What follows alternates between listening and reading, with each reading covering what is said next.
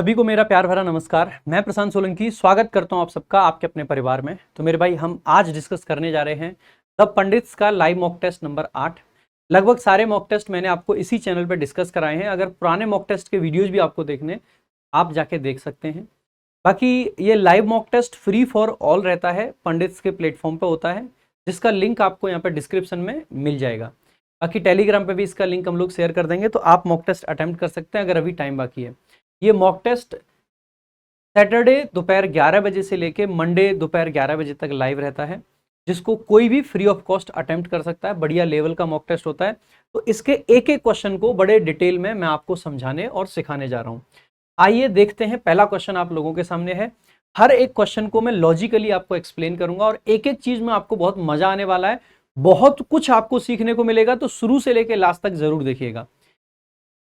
He is minding every little detail of the contract before signing the agreement or no error। इस तरीके से चार part में बांटा गया सेंटेंस है। एक एक करके देखते हैं। सी आपका यहाँ पे सब्जेक्ट है, इज आपकी वर्ब है, माइंडिंग आपकी ये क्योंकि इज हेल्पिंग वर्ब है तो माइंडिंग मेन वर्ब है। ये प्रेजेंट का कॉन्टिन्यूअस टेंस है, इज से पता चलता है प्रेजेंट है। वर्ब की आईएनजी फॉर्म अगर आ रखी है तो इसका मतलब है कॉन्टिन्यूअस है। तो इज एमआर के साथ में आईएनजी फॉर्म प्रेजेंट कॉन्टिन्यूअस को दिखाता है। सी इज माइंडिंग व्हाट, तो माइंड वर्ब का ऑब्जेक्ट है एवरी लिटिल डिटेल, जिसमें से डिटेल आपका नाउन है, लिटिल एक एडजेक्टिव है, लिटिल का मतलब यहाँ पे छोटा है, ठीक है। और एवरी एक डिटर्मिनर है, क्योंकि एवरी एक आपका डिस्ट्रीब्यूटिव डिटर्मिनर है, इसीलिए इसके साथ में सिंगुलर नाउन डिटेल का प्रयोग किया गया है। ऑफ एक प्रेपोजिशन है, किस चीज की डिटेल, तो उस संबंध को बताने के लिए, रिलेशन को बताने के लिए ऑफ प्रेपोजिशन का यूज किया गया है, जिसका ऑब्जेक्ट है द कॉन्ट्रैक्ट। एक डेफिनेट कॉन्ट्रैक्ट है, इसीलिए आर्टिकल द का यूज किया गया है। बिफोर यहाँ पे एक प्रेपोजिशन है, हालांकि बिफोर आपका प्रेपोजिशन हो सकता है, कंजंक्शन हो सकता है, एडवर्ब हो सकता है। अगर इसके साथ में वर्ब की आईएनजी फॉर्म या फिर कोई ऑब्जेक्ट आ रखा हो, नाउन आ रखा हो, तो हम इसको प्रीपोजिशन मानते हैं। अगर इसके साथ में यहाँ पे सब्जेक्ट और वर्ब आ रखा हो तो ये कंजंक्शन का काम करेगा। और अगर इसके साथ में कुछ भी ना आ रखा हो तो ऐसे केस में ये एडवर्ब का काम करता है, क्योंकि यहाँ पे इसके बाद में वर्ब की आईएनजी फॉर्म साइनिंग है। और क्या साइन करने की बात कर रहे हैं, तो द एग्रीमेंट उसका ऑब्जेक्ट है। तो ये पूरा क्वेश्चन हमने देखा, इसके पूरे पार्ट्स हमने देखे। अब एक बार इसमें क्या एरर है वो हम लोग आपके सामने बता देते हैं। सबसे पहले जैसे आपने देखा ना, इज माइंडिंग। अब आपकी बहुत सारी वर्ब्स ऐसी होती हैं जो कि स्टेटिव वर्ब होती हैं, जैसे कि माइंड उनमें से एक है। माइंड का जो मेजर मीनिंग होता है वो होता है, दो मेजर मीनिंग आप मान सकते हैं। एक तो किसी चीज को लेके अपसेट होना, बुरा मानना, अनॉयड फील करना। और दूसरा इसका मीनिंग होता है टू लुक आफ्टर, किसी चीज का बेसिकली ध्यान रखना, ठीक है। तो टू लुक आफ्टर, जैसे ही आप हम देखते हैं कि यहाँ पे हमने माइंड वर्ब का यूज किया है, ये एक स्टेटिव वर्ब है। क्योंकि देखो, जैसे ही हम कहते हैं ना किसी चीज का बुरा मानना, ये भी एक आपकी ना स्टेट है। To be annoyed, to be vexed, to be irritated, ठीक है। तो ये स्टेटिव वर्ब है। अगर ये स्टेटिव वर्ब है तो इसको हम कॉन्टिन्यूअस टेंस में नहीं लगा सकते हैं। तो सबसे पहले देखते ही आपको एरर तो पता चल गया कि जी ए पार्ट में एरर आएगा, क्योंकि माइंड वर्ब कॉन्टिन्यूअस टेंस में नहीं आती है। अब जैसे ही हम इसको चेंज करने का प्रयास करते हैं तो सबसे पहला हमारा क्या आएगा, सी इज माइंडिंग की जगह पे हम लिख देंगे सी माइंड्स, क्योंकि प्रेजेंट के इंडेफिनिट में ले आएंगे कॉन्टिन्यूअस की जगह पे। और जैसे ही हमने लिख दिया सी माइंड्स, तो ऐसे केस में सी सब्जेक्ट सिंगुलर, सिंगुलर वर्ब आ गई। आप में से ज्यादातर लोगों को लगेगा कि ये सेंटेंस सही हो गया है, लेकिन क्या ये एक्चुअल में सही हो गया है? उससे पहले मैं आपको एक चीज और बता देता हूँ कि ये जो सारी वर्ब्स हैं, अभी हम उस सेंटेंस को दोबारा से देखेंगे, उसमें अभी बहुत सारी और भी चीजें जो आपको सीखने को मिलेंगी। लेकिन जो एक पॉइंट अभी तक हमारे सामने आया है स्टेटिव वर्ब वाला, तो कौन सी वर्ब्स हैं जो आपकी स्टेटिव होती हैं, जैसे स्मेल सुगंध देना, सी देखना, ठीक है। लुक आपका किसी चीज को दिखना, कोई कैसा लग रहा है, ये भी स्टेटिव में आती है जनरली। कंसीडर करना, हैव करना, टेस्ट करना, फील करना, अपीयर करना, थिंक करना, ये ज्यादातर आपकी कैसी वर्ब है, स्टेटिव वर्ब है। अच्छा ध्यान देंगे, ये वर्ब क्या एक्शन वर्ब हो सकती है, तो इन्हीं वर्ब की एक्शन वर्ब भी हो सकती है। स्मेल का मतलब अगर सूंघना है तो ये एक्शन वर्ब है, कॉन्टिन्यूअस में आ सकते हैं। I am smelling a flower, I am smelling something, ठीक है। सी का मतलब जब मिलना होता है, I am seeing Radhika tomorrow, मैं राधिका से कल मिल रहा हूं, तो सी का मतलब यहाँ पे मीट है, तो कॉन्टिन्यूअस में आ सकता है। जब लुक एट आ जाता है, I am looking at you, I am looking at something, कोई भी चीज को हम अगर देख रहे हैं तो कॉन्टिन्यूअस में आ सकता है। सी लुक्स वरिड, वह चिंतित लग रही है, तो यहाँ पे ये जनरली इंडेफिनिट में आता है। ऐसे ही कंसीडर करना, कंसीडर करने का मतलब होता है विचार करना। We are considering your proposal, हम आपके प्रपोजल को कंसीडर कर रहे हैं। लेकिन कंसीडर करने का मतलब होता है जब मानना, तो ये कॉन्टिन्यूअस में नहीं आता है। जैसे कि I consider you my brother, मैं आपको अपना भाई मानता हूं, तो यहाँ पे ये स्टेट है आपकी, जो मानते हो तो मानते हो। ठीक है। लेकिन यहाँ पे क्या है, आप कोई एक्शन परफॉर्म कर रहे हो, I am considering your proposal. ऐसे ही हैव का मतलब जब खाना होता है, I am having food, I am having lunch, I am having breakfast, तो ये क्या है, आपका टेम्परेरी एक्शन है। टेम्परेरी तो कॉन्टिन्यूस में आ सकता है, लेकिन हैव का मतलब जब रखना होता है, ठीक है। लाइक हमने कहा कि I have a book, I have a house, I have a car, ऐसे में इसको आईएनजी में नहीं लिखना चाहिए। टेस्ट का मतलब स्वाद देना, जैसे मैंने कहा कि ये चीज मीठा टेस्ट देती है, सो इट टेस्ट स्वीट, यहाँ पे इसका क्योंकि स्टेट है तो आईएनजी में नहीं आएगा। लेकिन जब टेस्ट का मतलब होता है स्वाद लेना, लाइक मैंने कहा I am testing the food, मैं फूड को टेस्ट कर रहा हूँ, ठीक है। ऐसे ही फील का मतलब होता है महसूस होना, ठीक है। लाइक मैंने कहा इट फील्स कोल्ड, अब हम ये नहीं कहेंगे इट इज फीलिंग कोल्ड, ये जब सरफेस पे मैंने टच किया तो इट फील्स कोल्ड। लेकिन जब फील का मतलब होता है महसूस करना, I am feeling something, I am feeling worried, ठीक है, I am not feeling well, ऐसे केस में कॉन्टिन्यूस में आ सकता है। एपियर का मतलब लगना होता है तो कॉन्टिन्यूस में नहीं आएगा, जैसे हमने कहा सी एपियर्स वरिड, ठीक है। लेकिन अगर हम ये कहें एपियर का मतलब होता है दिखाई देना, he is appearing in a new movie, कह सकते हैं in a web series. Appear का मतलब जब मूवी वगैरह में आना, या जब कोई व्यक्ति कोर्ट में जाता है, he is appearing in the court, ठीक है, इस तरीके से। थिंक का मतलब जो लगना होता है, I think you are honest, तो आई एम थिंकिंग नहीं लिख सकते हैं क्योंकि ये स्टेट है। लेकिन जब थिंक का मतलब होता है सोचना, I am thinking about Radhika, तो यहाँ पे आ सकता है। तो ये कुछ ऐसी वर्ब हैं जो कि दोनों सेंस में आ जाती हैं। बाकी स्टेटिव वर्ब आपको ध्यान रख लेनी है। और कौन सी होती है स्टेटिव वर्ब में, जो यहाँ पे हमने लिस्ट में नहीं लिख रखी है। स्टेटिव वर्ब जैसे कि आप मान सकते हैं बिलीव हो गया, बिलीव आपकी अक्सर करके एग्जाम में आती है स्टेटिव वर्ब के रूप में, ठीक है। इसके अलावा माइंड हो गया, ठीक है, would you mind doing something, इस तरीके से भी बोल देते हैं हम। तो माइंड हो गया, बिलीव हो गया, कंसीडर मैंने यहाँ पे लिख रखा है, हैव हमने लिख रखा है। इसके अलावा लव हो गया, लाइक हो गया, प्रेफर हो गया। ये वर्ब ऐसी हैं जो स्टेटिव वर्ब है, जो कि जनरली हमारी कॉन्टिन्यूस टेंस में नहीं आती हैं। तो एक पॉइंट तो हमने ये समझा, ये डिस्कस किया। दूसरा आपको मैंने एक बिफोर वाला पॉइंट बताया था, तो यहाँ पे अभी आपका सेंटेंस में भी कुछ चीजें और डिस्कस करनी है। जैसे बिफोर वाला, मैंने एक सेंटेंस का एग्जांपल यहाँ पे लिखता हूँ तो आपको समझ आएगा मैं बिफोर क्या समझाने वाला था। जैसे यहाँ पे बिफोर के आगे वर्ब की आईएनजी फॉर्म है, तो आप आसानी से कह सकते हो कि यहाँ पे बिफोर क्या है, आपका प्रेपोजिशन है। लेकिन मैं कुछ सेंटेंस के एग्जाम्पल यहाँ पे लिखता हूँ और फिर आप बताना कि यहाँ पे कौन से में क्या है। जैसे मैंने लिखा I have met her before, मैं उससे पहले मिल चुका हूँ। तो बिफोर का पार्ट ऑफ स्पीच आपको बताना है। लाइक मैंने एक सेंटेंस और लिखा, I will meet Radhika before Diwali. और एक मैंने सेंटेंस लिखा, I will call you before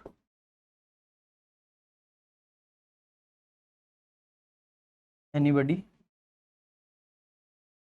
calls you. मैं, कोई भी आपको कॉल करेगा उससे पहले मैं आपको कॉल कर लूंगा। अब देखो यहाँ पे देखा क्या बिफोर के आगे कुछ भी है, नथिंग, कुछ भी नहीं है। तो ऐसे केस में ये क्या है, एडवर्ब है। आई विल मीट राधिका, मैं राधिका से मिलूंगा कब, बिफोर दिवाली। सो बिफोर आपका आ गया, दिवाली आ गया। क्या दिवाली यहाँ पे सब्जेक्ट है? नहीं है, क्योंकि आगे वर्ब नहीं है। सब्जेक्ट नहीं है तो इसका मतलब है ये ऑब्जेक्ट है। और अगर दिवाली ऑब्जेक्ट है तो बिफोर आपका क्या बन जाएगा, तो आप कहोगे सर ऑब्जेक्ट है, इसका मतलब है ये एक अपने आप में क्या है, प्रेपोजिशन है, ठीक है, प्रेपोजिशन। जब ये बिफोर प्रेपोजिशन होता है तो आपको ये भी पता होना चाहिए बिफोर के दो तीन मीनिंग हो सकते हैं। एक बिफोर का मीनिंग होता है किसी चीज से पहले, जैसे दिवाली से पहले। एक बिफोर का मतलब हो सकता है किसी के सामने, लाइक बिफोर द कोर्ट, ठीक है, कि I will see you before the court, let's produce all the evidence before the court. जब हम किसी अथॉरिटी के सामने कुछ करते हैं तो बिफोर का यूज कर लेते हैं। सामने के सेंस में बिफोर आ सकता है, लेकिन जब अथॉरिटी की बात हो, हालांकि सामने के सेंस में जनरली इन फ्रंट ऑफ आता है। जैसे कोई बिल्डिंग किसी के सामने है, so there is like cafe in front of my house, मेरे घर के सामने एक कैफे है, ठीक है, तो हम कह सकते हैं। तो इस तरीके से।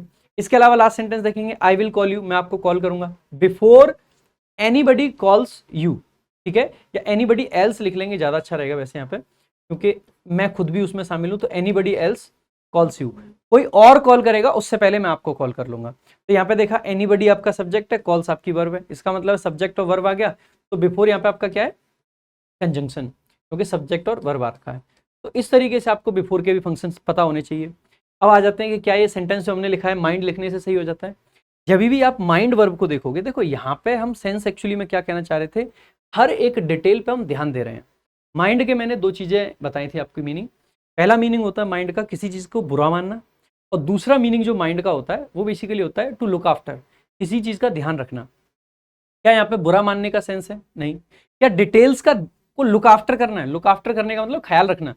हिंदी के हिसाब से हमें लगेगा कि लुक आफ्टर ठीक है, लेकिन भाई लुक आफ्टर यहाँ पे ठीक नहीं हो सकता है, लुक आफ्टर का भी सेंस नहीं है और बुरा मानने का भी नहीं है। तो ऐसे केस में मेरा तो यहाँ पे सबसे पहला तो ये टेक है कि माइंड वर्ब को भी हमें यहाँ पे यूज नहीं करना चाहिए। माइंड वर्ब की जगह पे बेटर है कि हम कोई और वर्ब यूज कर लें। वो कोई और वर्ब क्या हो सकती है? हम कह सकते हैं कि she is paying attention, she is paying attention, ठीक है, to every little detail of that contract. या फिर हम ऐसा कह सकते हैं she is examining, she is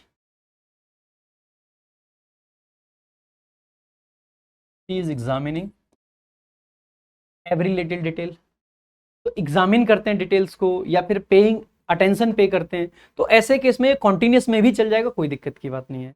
तो मेरा यहाँ पे टेक है कि आपको इस क्वेश्चन को करना चाहिए सी इज पेइंग अटेंशन टू। तो जो मैंने आपको बताया आंसर ए में ही है, ये कोई दिक्कत की बात नहीं है, लेकिन करेक्शन यहाँ पे माइंड्स ना करके, क्योंकि माइंड का ना सेंस नहीं बन पाएगा। अगर आप डिक्शनरी में खोल के भी देखोगे ना, तो मैं आपको एक बार दिखा देता हूँ, अगर आपको कहीं ऐसा लग रहा हो कि सर ने ऐसा क्यों कर दिया, क्योंकि ज्यादातर लोग आपको ना जस्ट ये बता के चले जाएंगे कि यहाँ पे माइंड की जगह पे माइंड्स आएगा, बट माई ड्यूटी इज कि भाई मैं आपको एक एक चीज ना डिटेल में समझाऊं कि क्या इसका बनना चाहिए और क्या नहीं बनना चाहिए। जब ऑक्सफोर्ड डिक्शनरी आप खोलते हो और माइंड वर्ब को सर्च करते हो, तो माइंड के सेंस देखना। तो माइंड के सेंस जैसे जैसे आप देखोगे ना, तो आपको अच्छे से समझ आएगा कि माइंड यहाँ पे आना चाहिए या नहीं आना चाहिए। ठीक है, माइंड एक वर्ब है जिसका मीनिंग देखो, पहला है बी अपसेट और अनॉयड, ये सेंस है। क्या अपसेट और अनॉयड डिटेल के सेंस में आ पाएगा? The answer is no. दूसरा जो सेंस है वो क्या है? Asking permission, do you mind वाला, मैंने बताया था ना, would you mind closing the window, वो वाला। ठीक है, तो वो वाला भी आपका नहीं बन पाएगा। ठीक है, तीसरा जो सेंस है वो है नॉट केयर या वरी।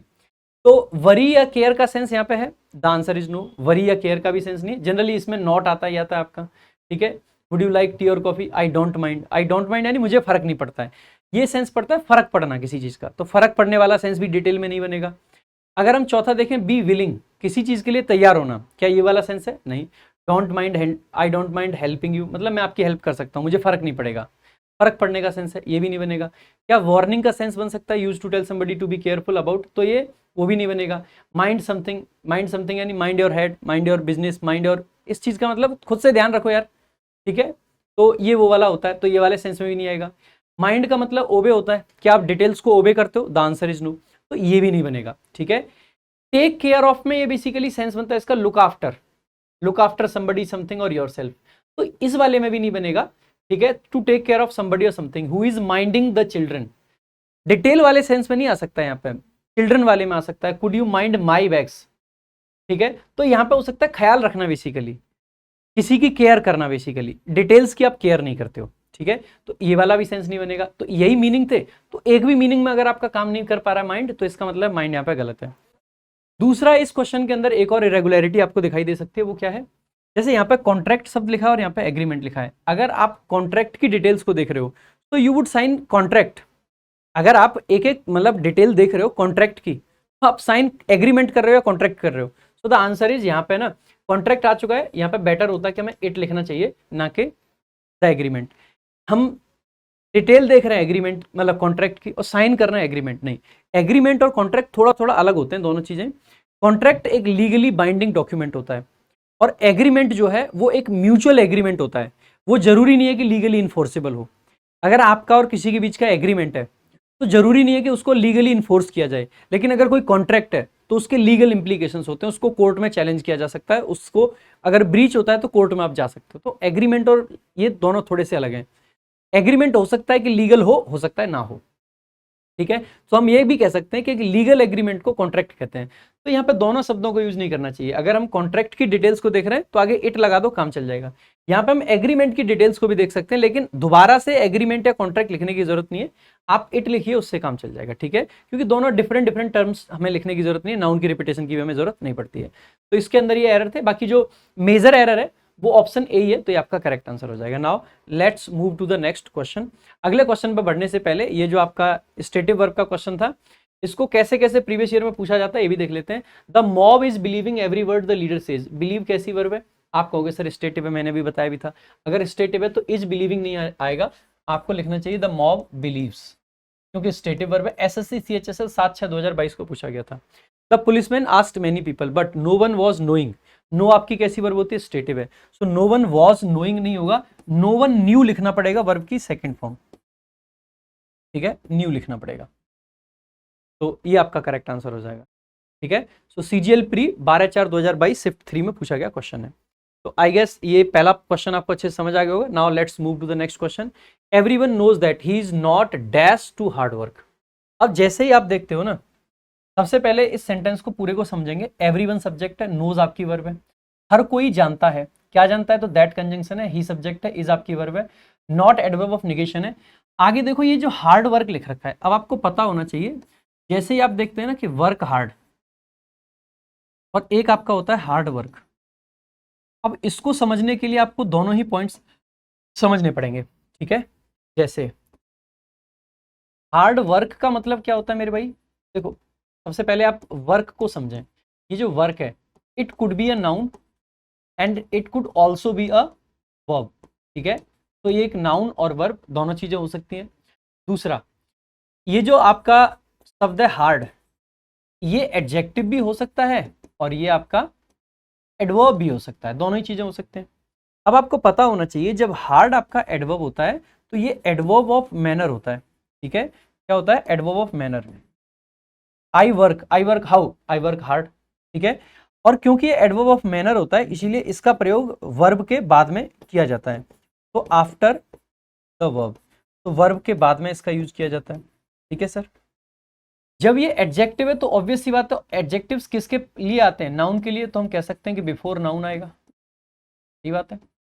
तो अब यहां से अगर इस कॉन्सेप्ट के हिसाब से देखें, अगर हमने हार्ड का प्रयोग वर्क के बाद किया है तो ये नाउन हो और ये एडजेक्टिव हो, ऐसा तो हो नहीं सकता है, नहीं हो सकता है। इसका मतलब है जब हमने वर्क हार्ड लिखा है, इसका अपने आप में मतलब है कि ये एक वर्ब प्लस एडवर्ब का कॉम्बिनेशन है। सही बात है भाई, क्योंकि ये वर्ब आ गया, ये इसके बाद में एडवर्ब आ गया। लेकिन अगर हमने हार्ड वर्क लिखा है, दैट मीन्स ये आपका क्या है? नाउन है, और ये आपका क्या है? एडजेक्टिव है। तो इसका मतलब है ये जो हमने दिया है अल्टीमेटली किसका काम कर रहा है? नाउन का। अगर ये नाउन है तो इसका मतलब है ये टू क्या है? आप कहोगे सर प्रेपोजिशन है। हमें यहाँ पे जो ब्लैंक में शब्द चाहिए वो ऐसा चाहिए जो इस प्रेपोजिशन टू को जस्टिफाई कर पाए, ठीक है। ट्रेन के साथ में, ट्रेन आपकी वर्ब होती है, ट्रेन के साथ में कभी भी हम टू प्रेपोजिशन नहीं लगाते हैं, 2+V1 जरूर आ जाता है। तो ट्रेन के साथ क्या आता है? 2+V1। तो he is trained to kill people, उसको ट्रेन किया गया कि लोगों को मारे।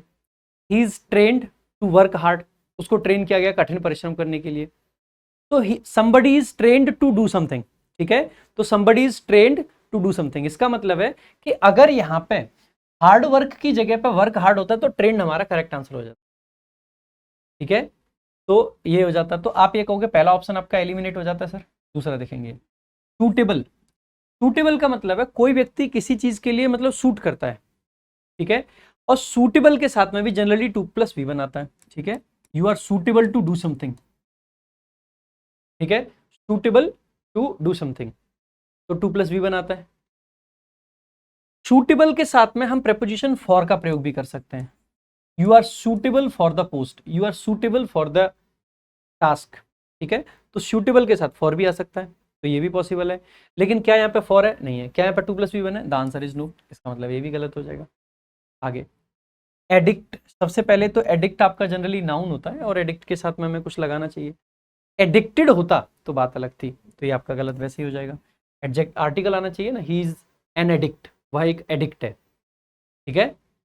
तो एडिक्ट आपका जनरली इसी तरीके से यूज होता है, ठीक है। आगे अकस्टम्ड आपका एडजेक्टिव है। अकस्टम्ड एडजेक्टिव के साथ में टू एक प्रेपोजिशन आता है, ठीक है सर।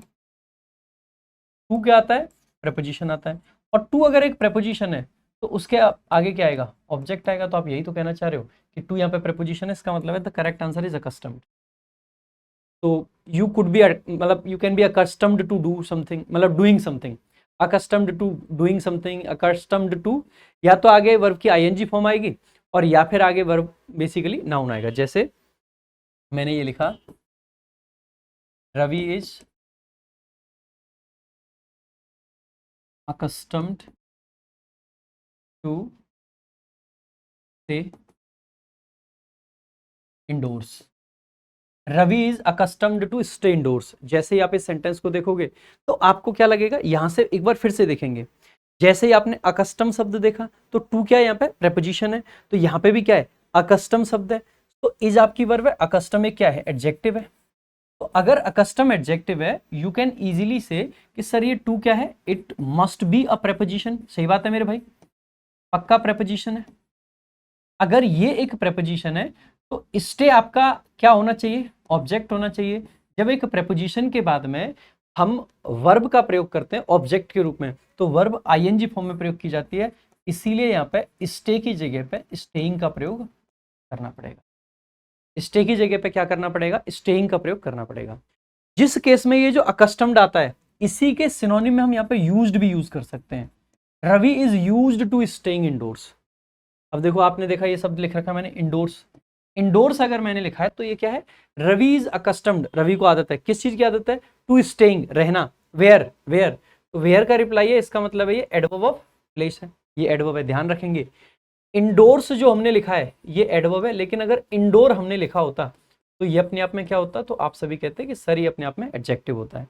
जैसे मैंने लिखा, रवि लाइक्स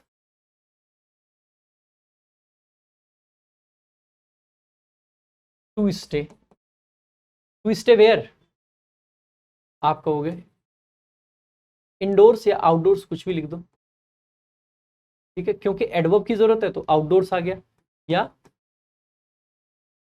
इंडोर्स आ गया। दूसरा एक मैं क्या लिख सकता हूं यहां पे मेरे भाई,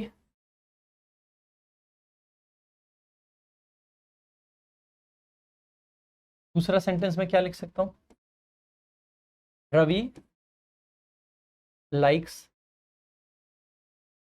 क्या पसंद है, टू प्ले, खेलना, क्या खेलना, इंडोर्स गेम। जैसे ही आपने ये देखा ना मेरे भाई, तो आपको लगा कि सर यहाँ पे अब की बार क्या परिवर्तन हुआ मेजर, कि देखो रवि सब्जेक्ट है, लाइक्स वर्ब है, Ravi likes what, like verb का ऑब्जेक्ट तो to plus V one infinitive आ गया, तो यहाँ पे स्टे एकदम करेक्ट है। और कहाँ रहना, तो आउटडोर्स और इंडोर्स, अंदर या बाहर, जो भी कहना चाह रहे हैं, बाहर का मतलब है आउटडोर्स और इंडोर्स का मतलब है अंदर, तो ये एडवर्ब आ गया। आप कहोगे ये सेंटेंस आपका एकदम करेक्ट है, लेकिन यहाँ पे देखेंगे रवि सब्जेक्ट है, लाइक्स वर्ब है, रवि लाइक्स व्हाट, क्या पसंद है उसको, टू प्ले, क्या खेलना पसंद है, to play what, play verb का ऑब्जेक्ट आ जाएगा, गेम्स ऑब्वियस ही बात है, ऑब्जेक्ट है, इसका मतलब है नाउन है। And if it's a noun, noun के लिए वी नीड एन एडजेक्टिव। अगर हमें एडजेक्टिव की जरूरत है तो हम इंडोर्स नहीं लिख सकते, हमें क्या लिखना चाहिए, इंडोर लिखना चाहिए। तो ये आपका इस तरीके से इंडोर आ जाएगा, ना कि इंडोर्स, ठीक है। तो ये आपको पता होना चाहिए, छोटी छोटी चीजें हैं जो कि आपको पता होना चाहिए। ऐसे ये अकस्टम्ड वाला पॉइंट था, आई होप आपको ये पॉइंट क्लियर हो गया होगा। यहाँ पे यूज्ड टू वाला भी आता है, ध्यान देंगे, यूज्ड टू वाला भी बता देता हूँ मैं आपको, अगर इतना बता ही रहा हूँ तो, ठीक है। जैसे मैंने लिखा Radhika used to calling me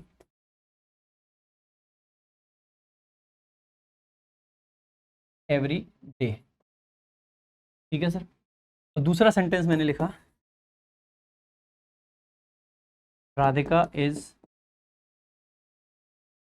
used to call मी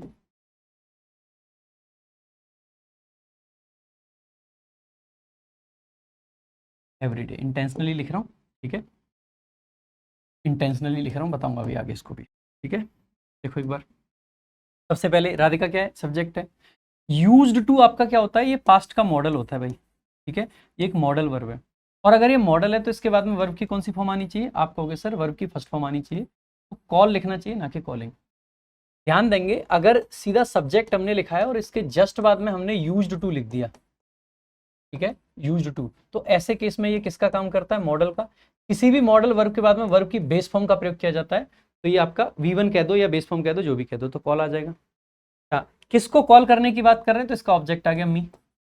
कब कब, तो यहाँ पे हमें क्या चाहिए, एडवर्ब चाहिए। अब ध्यान रखना है आपको भाई ये भी कि दो शब्द आपके होते हैं, one is everyday single word and the other is everyday multiple word में। ये वाला एवरीडे जो होता है it is an adjective, and ये वाला जो एवरीडे होता है ये आपका एडवर्ब ऑफ फ्रीक्वेंसी होता है। फ्रीक्वेंसी बता रहा है, एवरीडे एडजेक्टिव होता है। जब ये एडजेक्टिव होता है इसका मतलब होता है दैनिक, ठीक है, और जब ये एडवर्ब होता है इसका मतलब होता है रोजाना, ठीक है। देखो एक बार, तो ऑब्वियस सी बात है, हमें क्या चाहिए, एडवर्ब चाहिए, तो ये वाला एवरीडे नहीं चाहिए, कौन सा वाला चाहिए, अलग अलग वाला। दूसरा सेंटेंस देखो, राधिका सब्जेक्ट है, इज आपकी क्या आ गई, वर्ब आ गई। इज अगर वर्ब है तो यूज्ड आपका क्या बचा, अब इसको मॉडल तो नहीं कह सकते, is am are was verb के बाद में मॉडल तो नहीं आते, इसका मतलब है कि ये आपका क्या है, एडजेक्टिव है। जब भी ये हैबिट को दिखाने वाले शब्द एडजेक्टिव होते हैं, चाहे वो यूज्ड टू है, चाहे वो अकस्टम्ड टू है, चाहे वो हैबिचुएटेड टू है, तो ये ऐसे केस में जब एडजेक्टिव है तो टू जो होता है, ये टू आपका क्या बन जाता है, यहाँ पे प्रेपोजिशन बन जाता है, ठीक है। तो PREP लिख रहा हूँ शॉर्ट में, ये प्रेपोजिशन है।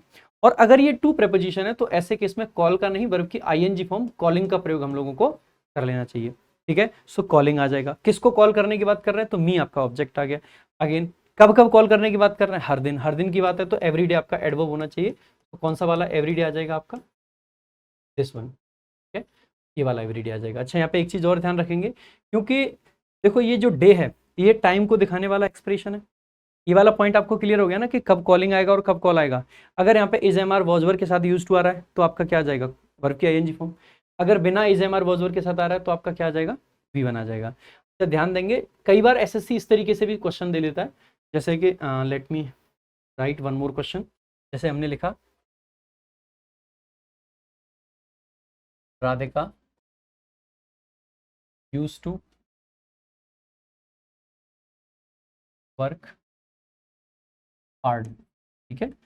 जैसे आप देखोगे ना, हम कहना चाह रहे हैं राधिका को आदत है वर्क हार्ड करने की, ठीक है।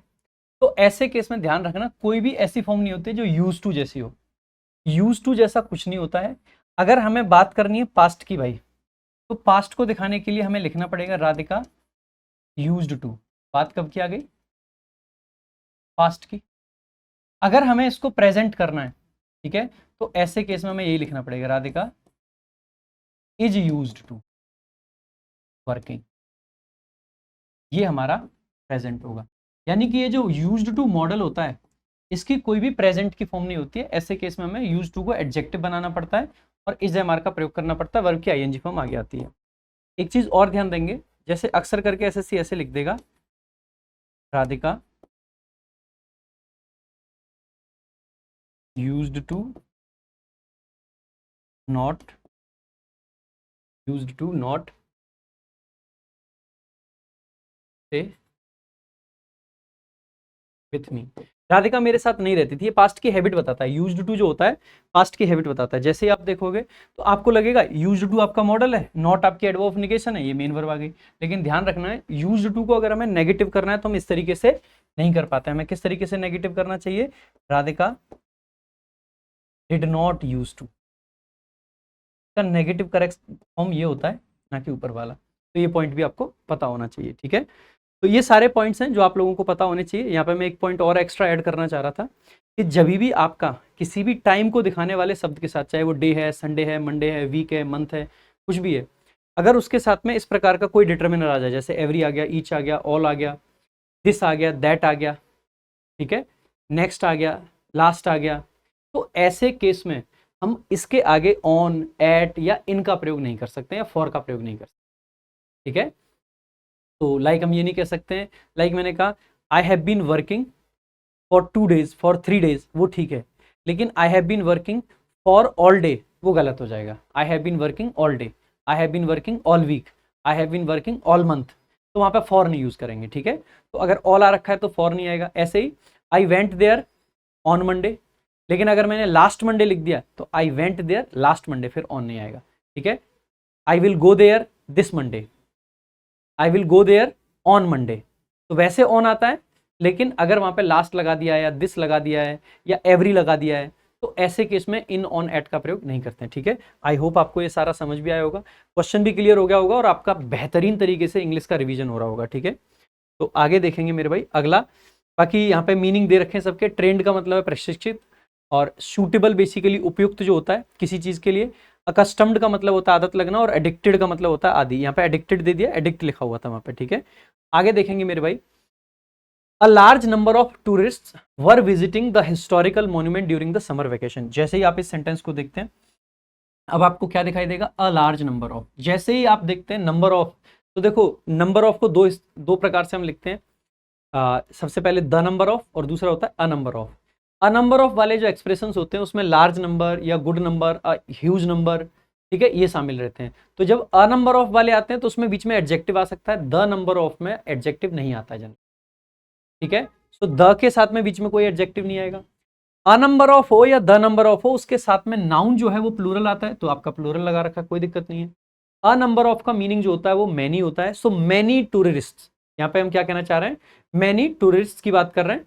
तो मैनी टूरिस्ट वर विजिटिंग। अब क्योंकि मैनी का सेंस होता है इसीलिए अ नंबर ऑफ के साथ में आने वाली वर्ब आपकी प्लूरल होती है, तो प्लूरल लगा रखे हैं यहाँ पे। ठीक है, द नंबर ऑफ के साथ जो वर्ब आती है वो सिंगुलर आती है। अच्छा, यहाँ पे एडिशनली एक बात और जान लेना, नंबर ऑफ हो गया या अमाउंट ऑफ हो गया या आपका प्लेंटी ऑफ हो गया या आपका लॉट्स ऑफ हो गया या आपका type of, sort of, kind of, जो इस प्रकार के एक्सप्रेशंस होते हैं, इन एक्सप्रेशंस के साथ में जो फॉलोइंग नाउन होते हैं उनमें आर्टिकल का प्रयोग नहीं करा जाता है। यानी कि आप कभी भी ये नहीं कह सकते हो अ नंबर ऑफ द टूरिस्ट, गलत हो जाएगा। आप ये नहीं कह सकते हो the number of the boys, गलत हो जाएगा। प्लेंटी ऑफ द बॉयज नहीं कह सकते हो। A great deal of the work नहीं कह सकते हो। ठीक है, तो गलत हो जाते हैं, इनमें आर्टिकल्स नहीं आते हैं। This kind of a boy गलत हो जाएगा, दिस काइंड ऑफ बॉय कहना चाहिए। ठीक है, तो आपको ये पता होना चाहिए कि यहाँ पे आर्टिकल का प्रयोग भी नहीं करते। वर आपका करेक्ट आ गया। Is am are was verb के साथ में वर्ब की आईएनजी फॉर्म आती है, तो विजिटिंग आपका करेक्ट आंसर आ जाएगा। ठीक है, किसको विजिट कर रहे थे? Historical monument. हिस्टोरिकल मॉन्यूमेंट जो है उसको विजिट कर रहे थे। अच्छा, दो शब्द होते हैं, एक होता है हिस्टोरिक और एक होता है हिस्टोरिकल। हिस्टोरिक का मतलब क्या होता है? जो चीज रिलेटेड टू हिस्ट्री हो वो हिस्टोरिकल है, और हिस्टोरिक का मतलब है जिस चीज ने इतिहास रचा हो, ऐतिहासिक। ठीक है, तो ये आपका हिस्टोरिक और हिस्टोरिकल में मॉन्यूमेंट्स जनरली आपके हिस्टोरिकल होते हैं। कोई मूवमेंट आपका आ गया, ठीक है, मूवमेंट, कोई पल, पल हिस्टोरिक होते हैं। कोई घटना हिस्टोरिक हो सकती है, ठीक है, घटना हिस्टोरिकल भी हो सकती है। हालांकि हिस्टोरिकल मॉन्यूमेंट यानी हिस्ट्री से उसका रिलेशन है जस्ट, और हिस्टोरिक का मतलब होता है मोस्ट इंपोर्टेंट, है ना। ड्यूरिंग आपका बेसिकली क्या है? प्रेपोजिशन है, और the summer vacation, summer vacation के दौरान। आपको ये सब सही है, एक बार फिर भी देख लेते हैं। यहाँ पे वॉज है ये गलत है, यहाँ पे हैज है ये गलत है, यहाँ पे इज है ये गलत है, क्योंकि वर्ब कैसी चाहिए थी? Plural. No improvement is the correct answer. Additionally मैं यहाँ पे एक बात और ऐड करना चाहूंगा आप लोगों के लिए। बात क्या है इसका ना? बेस्ट आंसर पता है क्या होता? A large number of people visited. अब आपको पता होना चाहिए कि अगर हमें कोई आगे टाइम दिया गया है, अगर हमें एक गिवन टाइम फ्रेम में ड्यूरिंग द समर वेकेशन, इस टाइम फ्रेम में एक एक्शन अगर हम कर रहे हैं तो सामान्यतः हमें पास्ट का इंडेफिनिट टेंस लगाना चाहिए, क्योंकि ये काम हो चुका था। हम जनरली क्या कहते हैं? I visited her house yesterday, या I was visiting her house. Generally हम कहते हैं कि आई विजिटेड। हालांकि क्या यहाँ पे कॉन्टिन्यूस टेंस लगाना गलत है? The answer is no. Continuous भी ठीक है, लेकिन बेटर वर्जन होता कि a number of tourist visited the historical monument. हम यही तो कहते हैं। हिंदी में भी अगर हमें दो सेंटेंस कहने हो तो आप क्या कहोगे? बहुत सारे लोगों ने समर वेकेशन में उसको विजिट किया, या बहुत सारे लोग कर रहे थे। कर रहे थे कहना ऐसा लगता है कि किसी के बीच की घटना को हमने उठाया है। तो आई एम नॉट सेइंग कि इनकरेक्ट है, लेकिन बेटर वर्जन क्या होता है कि हम यहाँ पे विजिटेड का प्रयोग कर रहे होते हैं। ठीक है, सो ये भी एक बात ध्यान रखेंगे। Now let's move to the next question. अगला आपका क्वेश्चन है, select the grammatically incorrect sentence. कौन सा सेंटेंस ऐसा है जो ग्रामेटिकली इनकरेक्ट है? ओके, ग्रामेटिकली करेक्ट नहीं, इनकरेक्ट पूछा है। तो लेट्स सी। व्हेन आपका कंजंक्शन है सर, वी सब्जेक्ट है, व्हेन वी केम आउट, और कहां से आए? So came out of the restaurant. देखो ये जो आपकी प्रेपोजिशन है आउट ऑफ, ये इनटू का एंटोनिम होता है। जैसे जब हम प्रेपोजिशन पढ़ते हैं तो आपको पता होना चाहिए, हम पॉइंट की अगर बात करते हैं, समझना मेरे भाई, पॉइंट, तो पॉइंट को दिखाने के लिए हम एट लगाते हैं। ठीक है, अगर हम सरफेस की बात करते हैं, ठीक है, या लाइन की बात करते हैं, इसको दिखाने के लिए हम क्या लगाते हैं? ऑन लगाते हैं। सही बात है मेरे भाई। लेकिन अगर हम किसी एरिया की बात करते हैं दोस्त, ठीक है, एरिया की अगर हम बात करते हैं, या फिर हम किसी 3D चीज की बात करते हैं, कोई चीज जिसके अंदर जाया जाता है, तो ऐसे केस में हम इन लगाते हैं। बिल्कुल सही बात है। अगर मान लीजिए हम किसी पॉइंट की तरफ जाते हैं तो हम टू का प्रयोग करते हैं। सही बात है sir. I am at bus stop, I am at the bus stop, मैं बस स्टॉप पे हूं, ठीक है। लेकिन अगर मैं बस स्टॉप जा रहा हूं तो I am going to the bus stop. तो लोकेशन अगर किसी की बतानी है तो एट लगाओ। कोई कहां जा रहा है अगर ये लोकेशन बतानी है तो टू बताओ। जैसे हम जा रहे हैं Delhi, so I am going to Delhi. हम जा रहे हैं जी Patna, I am going to Patna. हम जा रहे हैं जी school, I am going to school. तो डेस्टिनेशन बेसिकली एक तरीके से। अगर कोई चीज किसी सरफेस की तरफ जाती है, जैसे मान लीजिए कोई चीज यहाँ पे रखी हुई है, लाइक मान लीजिए, मैं एग्जांपल के लिए समझाऊं, मान लो ये एक टेबल है, ठीक है, और इस टेबल पे ये मेरे बर्ड्स रखे हुए हैं, ठीक है। तो the birds are on the table, ठीक है, रखे हुए हैं यानी कि सरफेस है, सरफेस के ऊपर है तो ऑन आ गया। लेकिन अगर मैं ये कहना चाहूं कि बर्ड्स जो हैं वो मैंने टेबल पे गिरा दिए, तो फेल होना यानी मूवमेंट है, कोई चीज ऊपर से आई और सरफेस की तरफ आई, तो हम कहेंगे the birds fell on to the table. तो ऑन नहीं लिखेंगे, ऑन टू, क्योंकि मूवमेंट भी है और ये भी है। तो जिस सेंस में पॉइंट के लिए टू आता है तो सरफेस के लिए क्या आता है मेरे भाई, ऑन टू आता है। और कोई चीज अगर किसी चीज के अंदर गिर जाए, मान लीजिए कि ये जो बर्ड्स हैं मेरे और ये किसी के अंदर गिर जाए, लाइक मान लो ये मेरा टिफिन का बॉक्स है, ठीक है, जस्ट एग्जांपल के लिए समझाने के लिए मैं आपको बताना चाह रहा हूँ, ठीक है। ये इसके अंदर अगर मैंने गिरा दिए, लाइक ये है और ये बॉक्स के अंदर मैंने गिरा दिए, तो the birds fail into the box, the birds fail into, into यानी कि उसके अंदर। अगर मैं जस्ट इसकी लोकेशन बताऊं, so the birds are in the box, location बता रहा हूं मैं उसकी। और अगर मैं ये कहना चाह रहा हूं कि ये इसके अंदर गिरे हैं तो इनटू आ जाएगा। बात समझ आइए मेरे भाई कि कब आता है ये। अच्छा, कोई चीज अगर किसी चीज के अंदर है ये, ठीक है, और मान लीजिए ऐसे चलते फिरते इस बॉक्स में से बर्ड्स गिर गए मेरे, तो the birds fail out of the box. जब कोई चीज अंदर है और अंदर से बाहर आती है तो क्या आ जाएगा, आउट ऑफ। जैसे आपने नदी के अंदर छलांग लगाई तो you jumped into the river, लेकिन जब नदी से आप बाहर आए तो you came out of the river. तो जब अंदर से बाहर आते हैं तो क्या आ जाता है, आउट ऑफ आ जाता है। तो जैसे ही आप देखोगे कि अगर आप किसी चीज से बाहर आ रहे हैं तो क्या आ जाता है, आउट ऑफ आ जाता है। कोई चीज जो सरफेस पे है और उस सरफेस से गिरे, अलग हो, किसी चीज के अंदर से बाहर आ रहे हैं यानी अलग हो रहे हैं तो आउट ऑफ आ रहा है। लेकिन अगर कोई चीज सरफेस से अलग हो रही है तो इसका मतलब हम क्या लगाते हैं, ऑफ। जैसे अगर रखी हुई है तो ऑन है, अलग हो गई तो ऑफ है, रखी हुई है तो ऑन है, अलग हो गई तो ऑफ है। तो अलग होने के लिए यहाँ पे क्या आता है मेरे भाई, ऑफ आता है। यहाँ पे क्या आता है, आप कहोगे सर आउट ऑफ आता है। यहाँ पे क्या आता है, कोई चीज जब किसी पॉइंट से दूर जाती है, आप बस स्टॉप से आ रहे हैं तो I am coming from the bus stop, I am coming from Delhi, I am coming from Mumbai, I am coming from Patna. तो इसीलिए ओरिजिन या सोर्स को दिखाने के लिए हम क्या लगा देते हैं सर, फ्रॉम लगा देते हैं। बात समझ आ रही है। यहाँ पे आउट ऑफ प्रेपोजिशन आई है तो आई होप आई गेस कि आपको रिवाइज करा देता हूँ सारी चीजें, ठीक है। इसके बाद में मेरे भाई तो फ्रॉम ऑफ, आउट ऑफ आगे। इसके बाद में आपका क्या होता है, एक और होता है पाथ, एक तरीके से रास्ता आपका। उसमें क्या होता है, जैसे मान लीजिए आप अगर किसी पॉइंट को क्रॉस करके चले गए, ठीक है, जैसे मान लीजिए ये आपका लाइक कोई पॉइंट है ए, ठीक है, आप यहाँ से आए, यहाँ से आए, यहाँ से आए, इसको क्रॉस करके निकल गए। तो जब आप किसी पॉइंट को क्रॉस करते हैं, पॉइंट है ना, तो पॉइंट को क्रॉस करने के लिए हमारी जो प्रेपोजिशन आती है दैट इज पास्ट, पास्ट, ठीक है। आई वेंट पास्ट ए। मान लीजिए आप कहीं पे किसी से मिलने गए थे, मैं जस्ट ऐसे करके इसको हमेशा समझाता हूँ कि मान लो ये आप हैं, ठीक है, ये आप हैं, ये जहाँ पे आप खड़े हैं ये आप हैं, ठीक है, और आप जा रहे हो क्या करने, मिलने के लिए, तो ये आपके पाप हैं। समझते हो ना आपके पाप कौन है, और आप अपने पापों से मिलने जा रहे हो, ठीक है। जब भी आप इसकी तरफ बढ़ ही रहे थे इधर, लेकिन तभी आपको नीचे पता चला कि ये तो इनके बाप हैं जो इनके साथ खड़े हैं, नहीं तो ये शकल के आप हैं। बड़ी बड़ी स्लाइड पे ही समझा देता हूँ। बेसिकली ये आप हैं, आप जा रहे थे मिलने किससे, जो कि आपके पाप हैं, ठीक है। जब भी आप जा ही रहे थे तभी आपको पता चला कि बड़े से अमरीशपुरी शकल जैसे ये जो खड़े हैं ये तो इनके बाप हैं। तो आप क्या करोगे, बस चलते चलते ऐसा लगेगा कि बस इनकी तरफ देखना भी नहीं है, निकल जाओ, जान बचाओ और चुपचाप निकल जाओ। तो ऐसे केस में आपने क्या किया, तो यू वेंट फास्टर, यानी कि आपने उसको अपना अपने से मतलब किसी को क्रॉस करके चले जाना, यू वेंट फास्टर, ठीक है। यू वेंट फास्टर, आप उसको क्रॉस करके चले गए। तो जब हम किसी पॉइंट को क्रॉस करके जाते हैं तो पास्ट आ जाता है। जब सरफेस को हम क्रॉस करते हैं या किसी लाइन को क्रॉस करते हैं तो अक्रॉस आ जाता है। लाइक मान लीजिए ये रोड है, ठीक है, तो अगर हमने इसको क्रॉस किया, so you went across the road. तो अगर किसी सरफेस को क्रॉस करते हैं तो सर क्या आता है, अक्रॉस।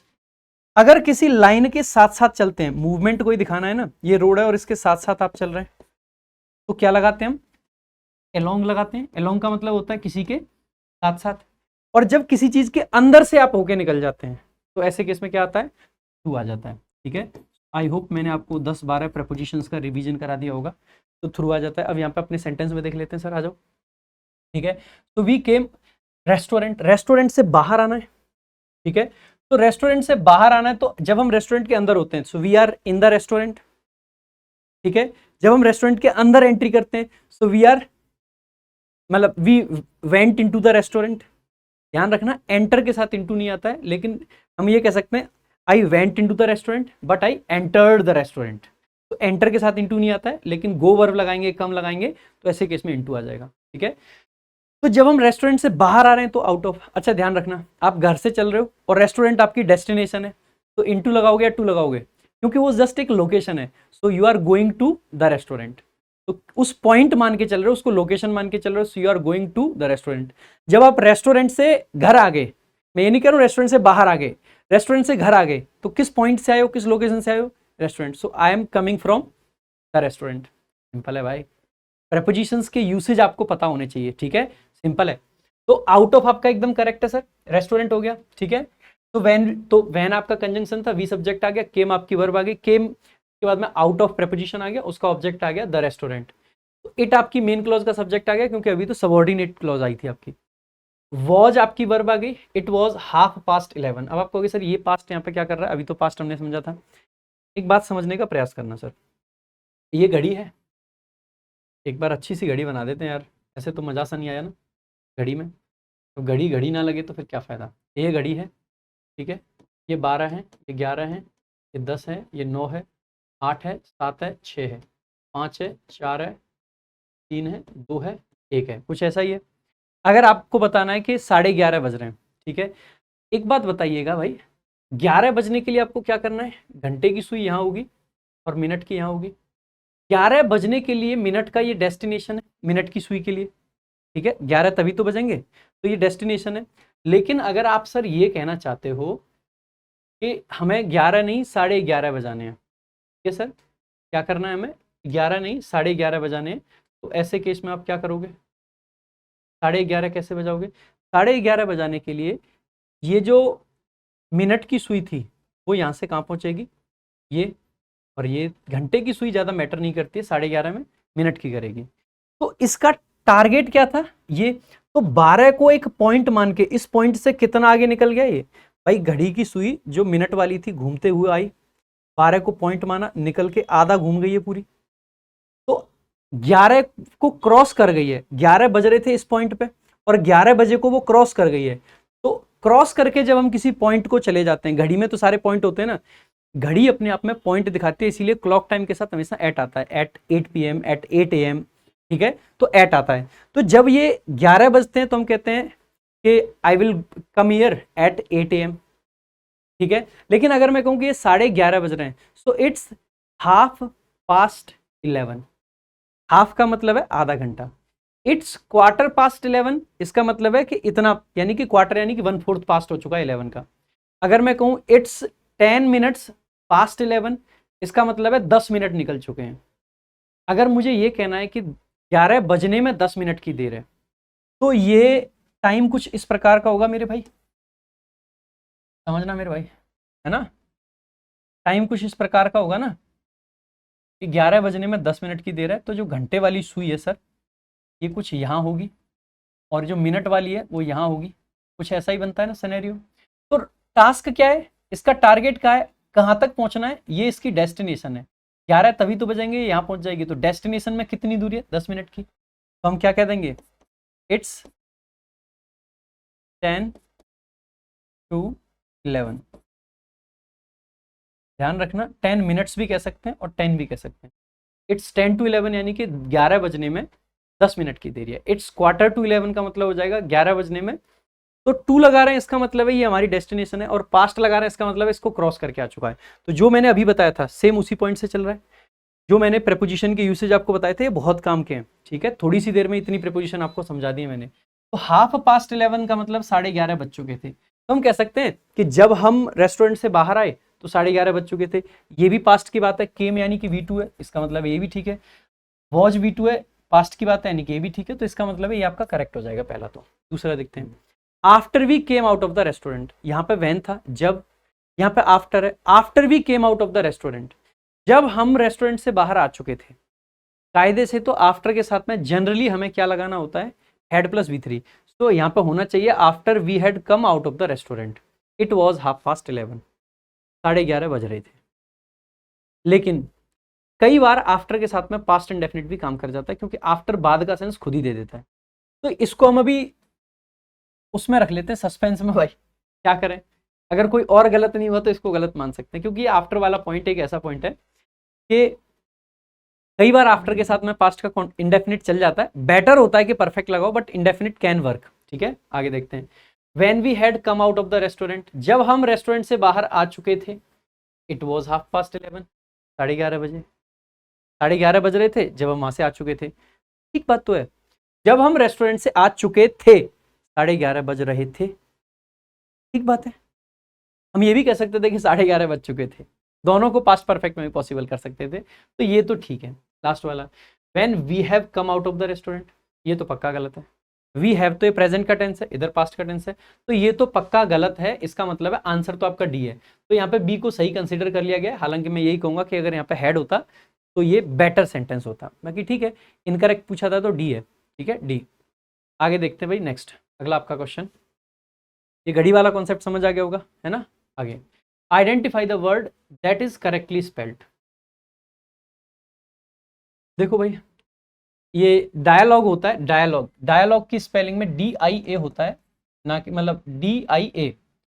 जिराफ में पीछे ई और होता है, ठीक है। ह्यूमरस में ये OUR नहीं होता है, HUMOR होता है, ठीक है।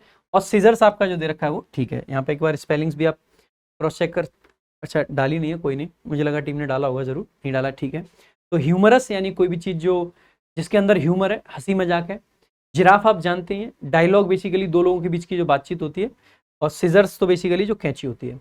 नेक्स्ट देखेंगे, we went to the airport to see through our relatives. See through, see through तो वैसे जनरली कोई प्रपोजिशन के रूप में उतना ज़्यादा यूज होता नहीं है, ठीक है, सी थ्रू कर मतलब फ्रेजल वर्ब के रूप में। लेकिन देखो, जैसे एक वर्ड है आपका सी आउट, एक है सी अवे और एक है सी ऑफ। देखो, सी थ्रू तो आप ऐसे कर सकते हो, किसी चीज आर पार देखने का सेंस हो, तो वो तो कोई सेंस बनना नहीं है, ठीक है, तो इसको तो एलिमिनेट वैसे ही कर देंगे। इसके अलावा देखेंगे, सी आउट का मतलब है किसी को बाहर तक छोड़ के आना, घर के बाहर तक छोड़ना, ये भी नहीं है। सी ऑफ का मतलब है जब हम किसी से टाटा बाय बाय बोलते हैं, सी ऑफ करना, ठीक है। सी अवे भी कोई फ्रेजल वर्ब नहीं होता है, तो ये भी हटा देंगे। तो सी आउट बेसिकली बाहर तक छोड़ना, ठीक है, और सी ऑफ बेसिकली छोड़ने जाना, और सी थ्रू का अच्छा एक ये भी मीनिंग होता है, ध्यान रखेंगे, ये भी अच्छा मीनिंग है, कठिन समय में साथ देना, ठीक है। तो जब अब किसी का कठिन समय चल रहा है, सो हम कह सकते हैं we will see through this period, मतलब टुगेदर, एक साथ में, to recognize the truth about something और support someone during a difficult situation, see through करेंगे, ठीक है। तो बेसिकली थ्रू जनरली सक्सेस को दिखाता है, जैसे आपने सुना होगा एक ब्रेक थ्रू मिल गया, क्रिकेट में ब्रेक थ्रू मिल गया, ब्रेक थ्रू यानी कि कोई सक्सेस मिल गई, सफलता को दिखाता है। तो जब सफलता पूर्वक हम किसी पीरियड से बाहर चले जाते हैं तो हम उसको सी थ्रू कर लेते हैं, ओवरकम कर लेते हैं उसको, ठीक है। नेक्स्ट देखेंगे, an employer should apprise. Apprise का मतलब क्या होता है मेरे भाई, ठीक है। अप्रेज का मतलब आपने एक ऐड सुना है, अप्रेजल सीजन, अप्रेजल सीजन चलता है स्कूल में। अप्रेजल जब होता है इसका मतलब है कि जिन लोगों ने बेसिकली ग्रेजुएशन करी है, कोई डिग्री जो कर रहे हैं, उनका अप्रेजल चल रहा है, यानी कि उनका मूल्यांकन चल रहा है। तो अप्रेज करने का मतलब होता है मूल्यांकन करना। तो एक्यूज तो इसका सिनोनिम नहीं बनेगा सर, एक्यूज करने का मतलब होता है किसी पर आरोप लगाना, प्रेज तारीफ करना होता है। एप्रिसिएट करने का मतलब होता है किसी की तारीफ के सेंस में भी आ जाता है, to understand the true value of something के सेंस में भी आ जाता है, तो ये भी नहीं बनेगा। तो जज करना किसी का, मूल्यांकन करना किसी का, ठीक है। सो अप्रेज करना यानी मूल्यांकन करना, अक्यूज करना आरोप लगाना, प्रेज करना प्रशंसा करना, एप्रिशिएट प्रशंसा करना भी होता है, और इसके अलावा to understand the value of something, ठीक है, वो भी हो जाता है, to understand the meaning of something. और जज तो है ही आकलन करना, बेसिकली मूल्यांकन करना। आगे डिस्कॉर्ड का एंटोनिम पूछा, डिस्कॉर्ड का मतलब होता है झगड़ा मेरे भाई, ठीक है। सो डिस्कॉर्ड का एंटोनिम तो हार्मनी हो जाएगा सीधे सीधे। एक्सेप्टेंस का मतलब है किसी चीज को स्वीकार कर लिया। सेरेनिटी का मतलब क्या होता है, शांति, ठीक है। अगर कहीं पर सेरेनिटी है इसका मतलब है कि वहां पर शांति है। इसके अलावा प्लेसिडिटी, प्लेसिड होना, टेस्टलेस जो होता है, बेसिकली शांति के सेंस में आता है ये भी प्लेसिडिटी, ठीक है। यहाँ पे देख लेते हैं एक बार, ठीक है। तो डिस्कॉर्ड विसंगति, हार्मनी संगति, एक्सेप्टेंस स्वीकार करना, सेरेनिटी शांति, और प्लेसिडिटी भी शांत स्वभाव जो होता है, दो क्वालिटी ऑफ बीइंग साइलेंट और सेरेन, ठीक है। The train is arriving dash platform number 4। अच्छा, अभी मैंने आपको इन ऑन एट समझाए थे, एक बात समझना, ठीक है सर। ट्रेन स्टेशन निकाल लेते हैं एक बार, मुझे लगता है कि मैं आपको बेटर समझा पाऊंगा अगर हम मदद से समझाएंगे एक फोटो के, ठीक है। तो train station, train station photo खोल लेते हैं, आपको बेटर अंडरस्टैंड हो पाएगा। आप जानते हैं यही होता है ट्रेन स्टेशन, जैसे ये है, ठीक है। This photo should make it clear, है ना। ये देखिएगा, ये वाला जो पार्ट होता है ये क्या है आपका, प्लेटफॉर्म है, मानते हो। जो ये आपको दिखाई दे रहा है ये प्लेटफॉर्म है। अब ये जो लोग घूम रहे हैं ये प्लेटफॉर्म को एज अ सरफेस यूज कर रहे हैं या नहीं कर रहे हैं, आपको भी बिल्कुल कर रहे हैं। मैंने बताया था कि जब भी कोई चीज किसी सरफेस पे होती है तो हम कौन सी प्रिपोजिशन लगाते हैं, ऑन लगाते हैं। तो these people are on the platform, कह सकते हो कि नहीं कह सकते हो। बट क्या ये ट्रेन इस प्लेटफॉर्म के ऊपर है, आंसर इज नो। ट्रेन की लोकेशन प्लेटफॉर्म है, ट्रेन की लोकेशन जो है वो एक प्लेटफॉर्म है, ना कि वो ट्रेन खुद प्लेटफॉर्म पे ऊपर चली जाएगी। तो अगर ट्रेन के केस में सर मैंने ये बोल दिया ना कि ट्रेन प्लेटफॉर्म पे है, तो इसका मतलब है कि ट्रेन यहाँ पे जहाँ पे लोग खड़े हैं ना वहां पे चली जाएगी। तो क्या ट्रेन के लिए ऑन लगाएं हम, द आंसर इज नो। हमें क्या लगाना चाहिए ट्रेन के लिए, एट का प्रयोग करना चाहिए। इस बात को मैं प्रैक्टिकली आपको एक बार समझाता हूँ। जैसे डोर के केस में आपने देखा है, डोर रिमोट देना, ओबीएस, ओबीएस खोल दियो, साइड से हट जाए, इधर इधर मुझे जरूरत पड़ेगी, ठीक है। देखो मैं अगर आपको ये दिखाऊं, जैसे अभी हम यहाँ हैं, ठीक है। तो हाँ,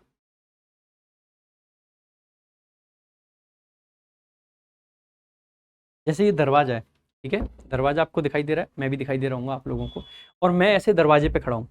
तो क्या मैं दरवाजे को एज अ सरफेस यूज कर रहा हूँ, जैसे हम कहते हैं ना कि कोई व्यक्ति दरवाजे पर है, ठीक है, कोई व्यक्ति दरवाजे पे है, यही तो बोलते हैं हम लोग कि कोई व्यक्ति कहाँ है, दरवाजे पे। तो मैं दरवाजे पर हूँ, so I am on the door या एट द डोर, क्योंकि मैं इसका सरफेस यूज नहीं कर रहा हूँ तो इसीलिए I am at the door होगा, ठीक है। So somebody is at the door, there is a person at the door. लेकिन मान लीजिए ये दरवाजा है और इस दरवाजे के ऊपर एक नोटिस लगा हुआ है, ठीक है। तो मैं इस पे एक नोटिस लगाता हूँ, ये नोटिस इस दरवाजे पे है, ठीक है। तो ये नोटिस इस दरवाजे पे सरफेस की तरह से है या नहीं है, आप कहोगे बिल्कुल सरफेस है। अगर सरफेस है तो there is a notice on the door. तो अगर हमें नोटिस वगैरह की बात करनी होती है तो हम बेसिकली किसका यूज करते हैं, ऑन का यूज करते हैं, ठीक है। और जब हमें किसी व्यक्ति की बात करनी है तो एट का। सिमिलरली यहाँ पे जब व्यक्तियों के लिए प्लेटफॉर्म की बात करेंगे तो ऑन द प्लेटफॉर्म होगा, ठीक है। और जब हम बेसिकली ट्रेन के लिए प्लेटफॉर्म की बात करेंगे तो एट का प्रयोग करेंगे, ठीक है। I hope you got the point. अच्छा, यहाँ पे एक एडिशनल पॉइंट और है, जब भी हम किसी नाउन के आगे नंबर लिखते हैं तो यहाँ पर जो हमारे कार्डिनल नंबर्स होते हैं वो लिखे जाते हैं प्लेटफॉर्म नंबर 4। और ऐसे केस में ये जो नाउन होता है इसके साथ का आर्टिकल ड्रॉप कर दिया जाता है, on the fourth platform, the fourth platform, या ऑन प्लेटफॉर्म नंबर 4। तो 4 अगर पीछे लिख रहे हैं तो आर्टिकल जनरली ड्रॉप रहेगा, और 4 की जगह अगर हम फोर्थ लिख रहे हैं तो एक तो उसको नाउन से पहले लिखेंगे, दूसरा आर्टिकल द का प्रयोग वहां पे करेंगे, क्योंकि कार्डिनल ऑर्डिनल नंबर का ये फर्क रहता है आपका, ठीक है। Now let's move to the next part. अगला आपका क्वेश्चन है फूल्स पैराडाइज। फूल्स पैराडाइज क्या होता है मेरे भाई, फूल्स पैराडाइज होता है बेसिकली झूठी खुशी, किसी चीज की झूठा मतलब वो होता है ना तसल्ली एक तरीके से वही। So an entirely false understanding किसी चीज, यही आपका करेक्ट आंसर हो जाएगा। Now let's move to the next question. Error detection का क्वेश्चन है। Radhika is both talented as well as dedicated to her work and studies. जैसे आप देखोगे सेंटेंस, राधिका सेंटेंस का सब्जेक्ट है, so finally Radhika is here, है ना, ठीक है।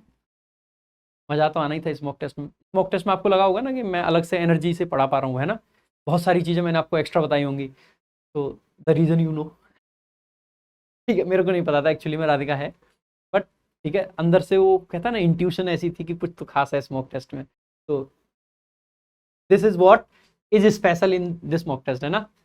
तो जो चीज स्पेशल है वो यहाँ दिखाई दे रही होगी आपको, ठीक है। सो राधिका सब्जेक्ट है, इज आपकी वर्ब है, ठीक है। अब देखो राधिका दोनों चीजें हैं, टैलेंटेड भी है और डेडिकेटेड भी है। अब आपको पता होना चाहिए कि बोथ के साथ में जो पेयर बनता है ना, वो एंड का बनता है, कभी भी एज वेल एज का नहीं बनेगा। So Radhika is both talented and dedicated, ठीक है। सो टैलेंटेड के साथ में, यहाँ पे बोथ के साथ में एंड का पेयर बनेगा, ना कि इसका। सो राधिका सब्जेक्ट है, इज आपकी वर्ब है, टैलेंटेड एडजेक्टिव है, डेडिकेटेड भी एडजेक्टिव है, दोनों को एंड से जोड़ा गया है। एंड के साथ में यहाँ पे बोथ आ रखा है, ठीक है। किस चीज के लिए डेडिकेटेड है, तो टू प्रेपोजिशन है, जिसका ऑब्जेक्ट हो जाएगा हर वर्क, उसका काम, एंड स्टडीज उसकी पढ़ाई। तो ये भी आपका नाउन है, ध्यान रखेंगे। तो कौन से पार्ट में एरर है, पार्ट बी में आपका एरर है। तो कुछ इंपॉर्टेंट पेयर जो आपको याद रखने चाहिए। बिटवीन का पेयर क्या होता है मेरे भाई, तो एंड बिटवीन का पेयर होता है, ठीक है, आपको पता होना चाहिए। साथ ही साथ में फ्रॉम का पेयर सामान्यतः टू बनता है, अगर हम बात करते हैं टाइम के सेंस की और स्थान के सेंस की। हालांकि फ्रॉम के साथ में, ठीक है, टिल या अनटिल ये भी पेयर बना सकते हैं। फ्रॉम के साथ में टिल और अनटिल का पेयर भी बन सकता है, अगर सिर्फ बात टाइम की है। सिर्फ और सिर्फ टाइम के सेंस में आ सकता है, प्लेस के सेंस में नहीं आएगा। ये टाइम और प्लेस दोनों के सेंस में आ सकता है, ठीक है। तो time and place, time and place दोनों के सेंस में टू आता है, लेकिन अकेला सिर्फ टाइम की बात है तो टिल और अनटिल भी आ सकते हैं। बोथ का पेयर एंड होता है, ईदर का पेयर और होता है, ठीक है, नीदर का पेयर नॉर होता है, नॉट ओनली का पेयर बट ऑल्सो होता है, वेदर के साथ में भी और आता है। जनरली आपको ध्यान रखना है, नेवर के साथ में या कोई भी नेगेटिव वर्ड होता है तो और आता है, एंड को सामान्यतः हम यहाँ पे अवॉइड करते हैं, ठीक है। इसके अलावा नो सूनर का देन होता है, हार्डली का वैन होता है, स्कार्सली का भी वैन होता है, ठीक है। बेयरली के साथ में भी सामान्यतः वैन आता है। लेस्ट के साथ में आपको ध्यान रखना है, या तो शुड प्लस वी1 आता है या फिर अकेला वी1 आता है, ठीक है। ऐसे ही रेदर के साथ में देन आता है, अदर का पेयर देन होता है और एल्स का पेयर बट होता है। एज और एज का पेयर देखा होगा आपने, सो और एज का पेयर भी देखा होगा। सो और एज जो है वो सिर्फ और सिर्फ नेगेटिव में आता है, एज एज जो है वो पॉजिटिव और नेगेटिव दोनों में आ जाता है, ठीक है। इसके अलावा दो का पेयर येट होता है, आप चाहें तो येट लगा भी सकते हैं और आप चाहें तो सिर्फ कॉमा लगा दें। ऑल्दो का पेयर भी येट या फिर सिर्फ कॉमा हो सकता है। आजकल मॉडर्न इंग्लिश में तो येट को लगाना भी गलत मानते हैं, लेकिन एग्जाम में येट भी चल जाएगा, ठीक है। टू के साथ में आपने देखा होगा टू आता है, फिर यहाँ पे एडजेक्टिव आता है, फिर आपका टू प्लस वी1 आता है। टू आता है, एडजेक्टिव आता है, फिर यहाँ पे दैट आता है, फिर आपका सब्जेक्ट आता है और फिर आपकी वर्ब आती है। तो ऑब्वियस सी बात है, और ये वर्ब भी कैसे आती है, जनरली नेगेटिव आती है, ठीक है, नेगेटिव।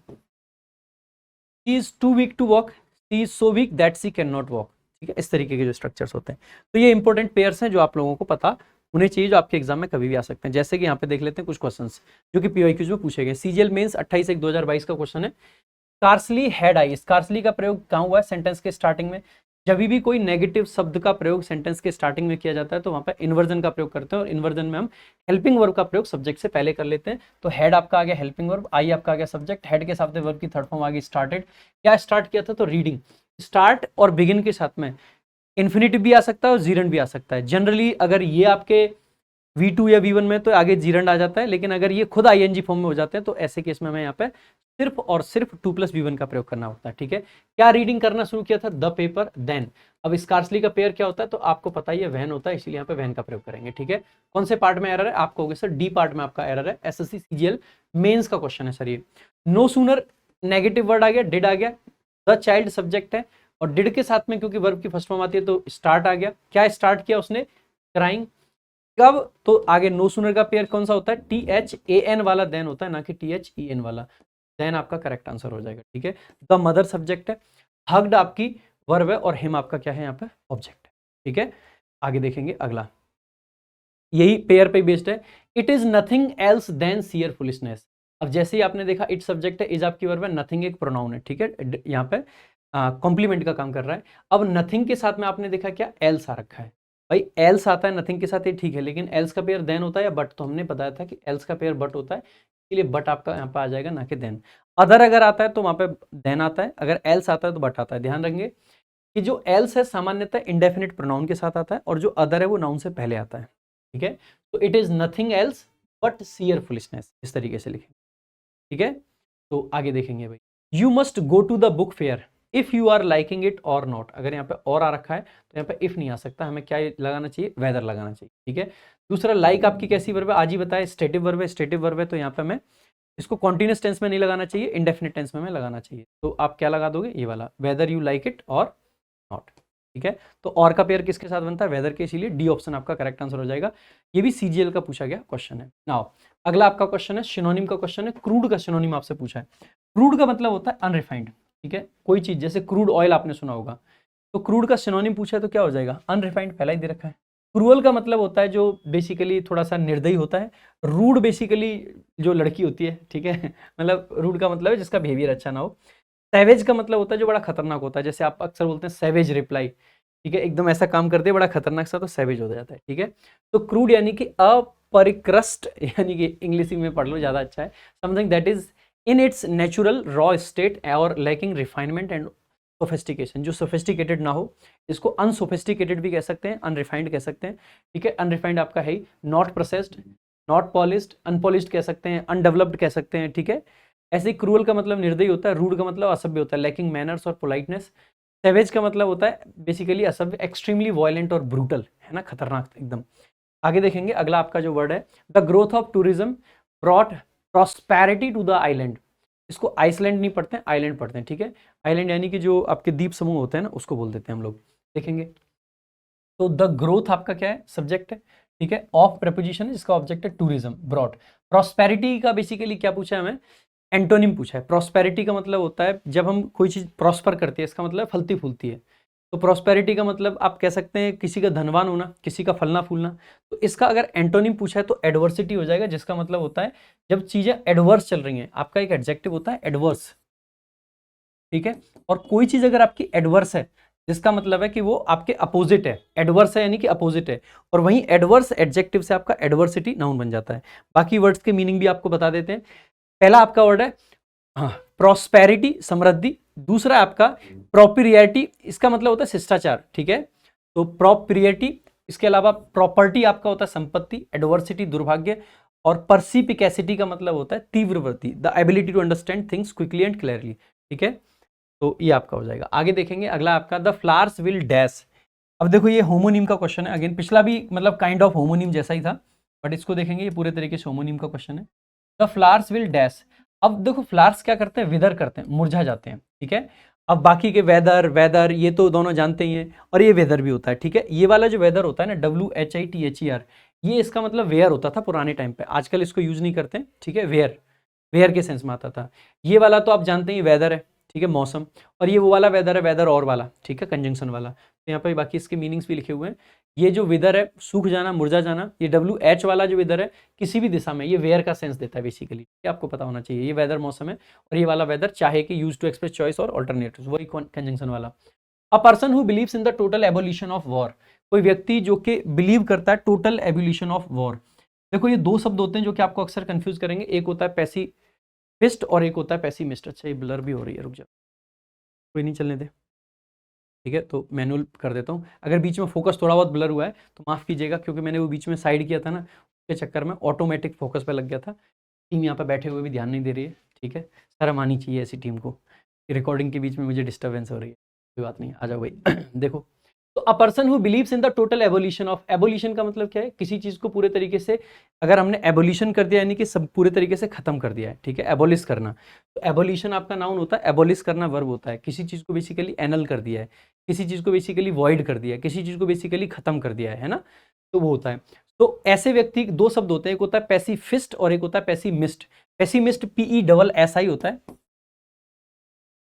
ठीक है। सो पेसिमिस्ट होता है जिसका मतलब होता है निराशावादी, और एक होता है ये पैसिफिस्ट, इसका मतलब होता है, आपने ना एक वर्ड सुना है ना, पैसिफाई करना किसी को, ठीक है।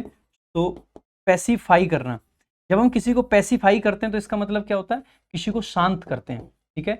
इस पैसिफाई वर्ब से ही आपका क्या बनता है, पैसिफिस्ट बनता है। जैसे ऑप्टिमिस्ट एक शब्द होता है, ऑप्टिमिस्ट का मतलब होता है आशावादी, तो वैसे ही पेसिमिस्ट का मतलब हो जाता है निराशावादी। सो पेसिमिस्ट का मतलब क्या हो गया मेरे भाई, निराशावादी, ठीक है। तो इट इज निराशावादी।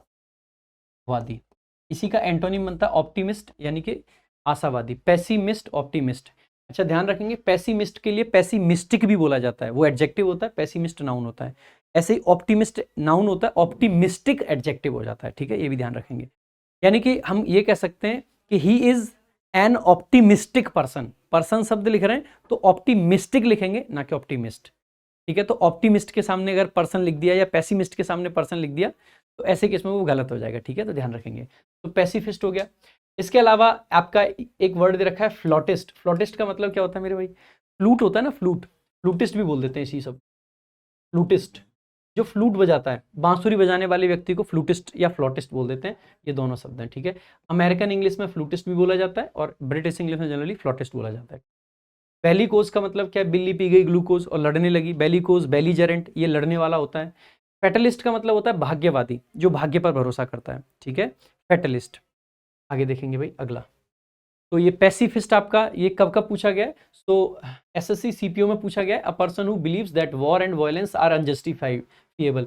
तो ये इस डायरेक्शन के साथ में पूछा गया था, इसमें बेसिकली सीपीओ में इस वाली डायरेक्शन के साथ में पूछा गया था, one who hates war loves peace, SSC MTS 2022 में।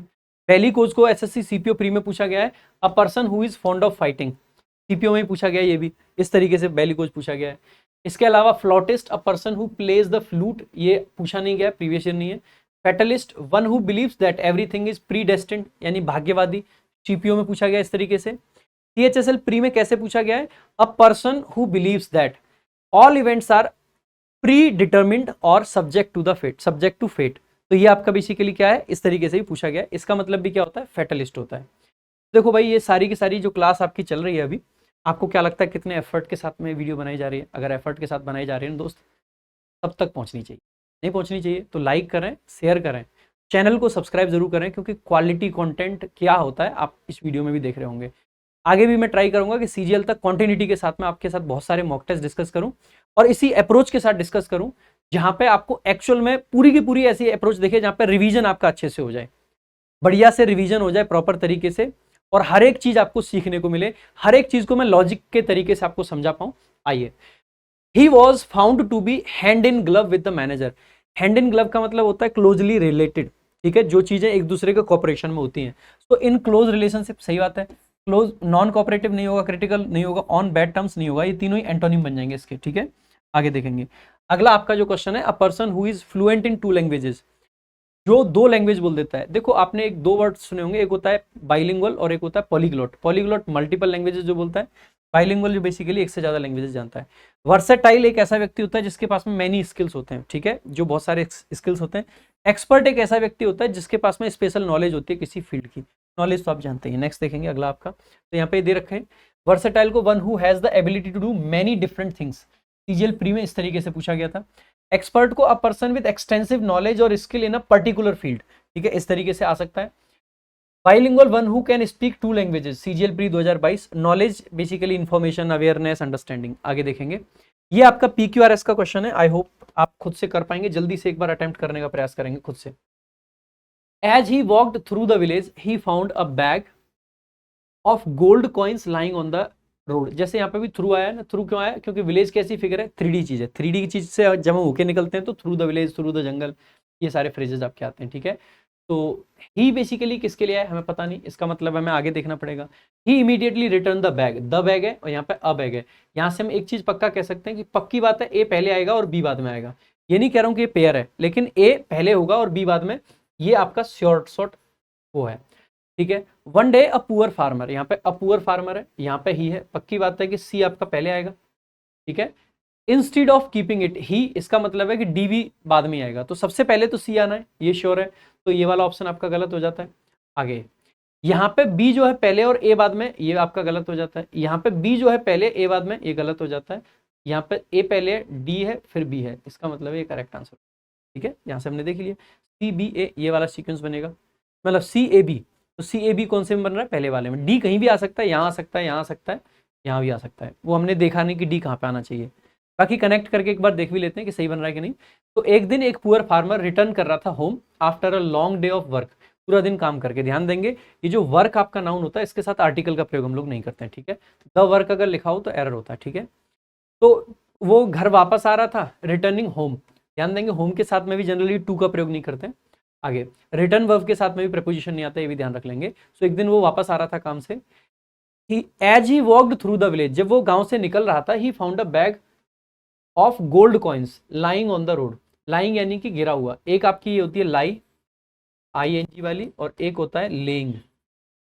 लेइंग जो होता है ये ट्रांजिटिव होता है, लाइंग जो होता है इंट्रांजिटिव होता है। आगे क्योंकि प्रेपोजिशन है, इसका मतलब है कि इंट्रांजिटिव वाला लाइंग जो है वो लगा रखा है, ठीक है, lying on the road.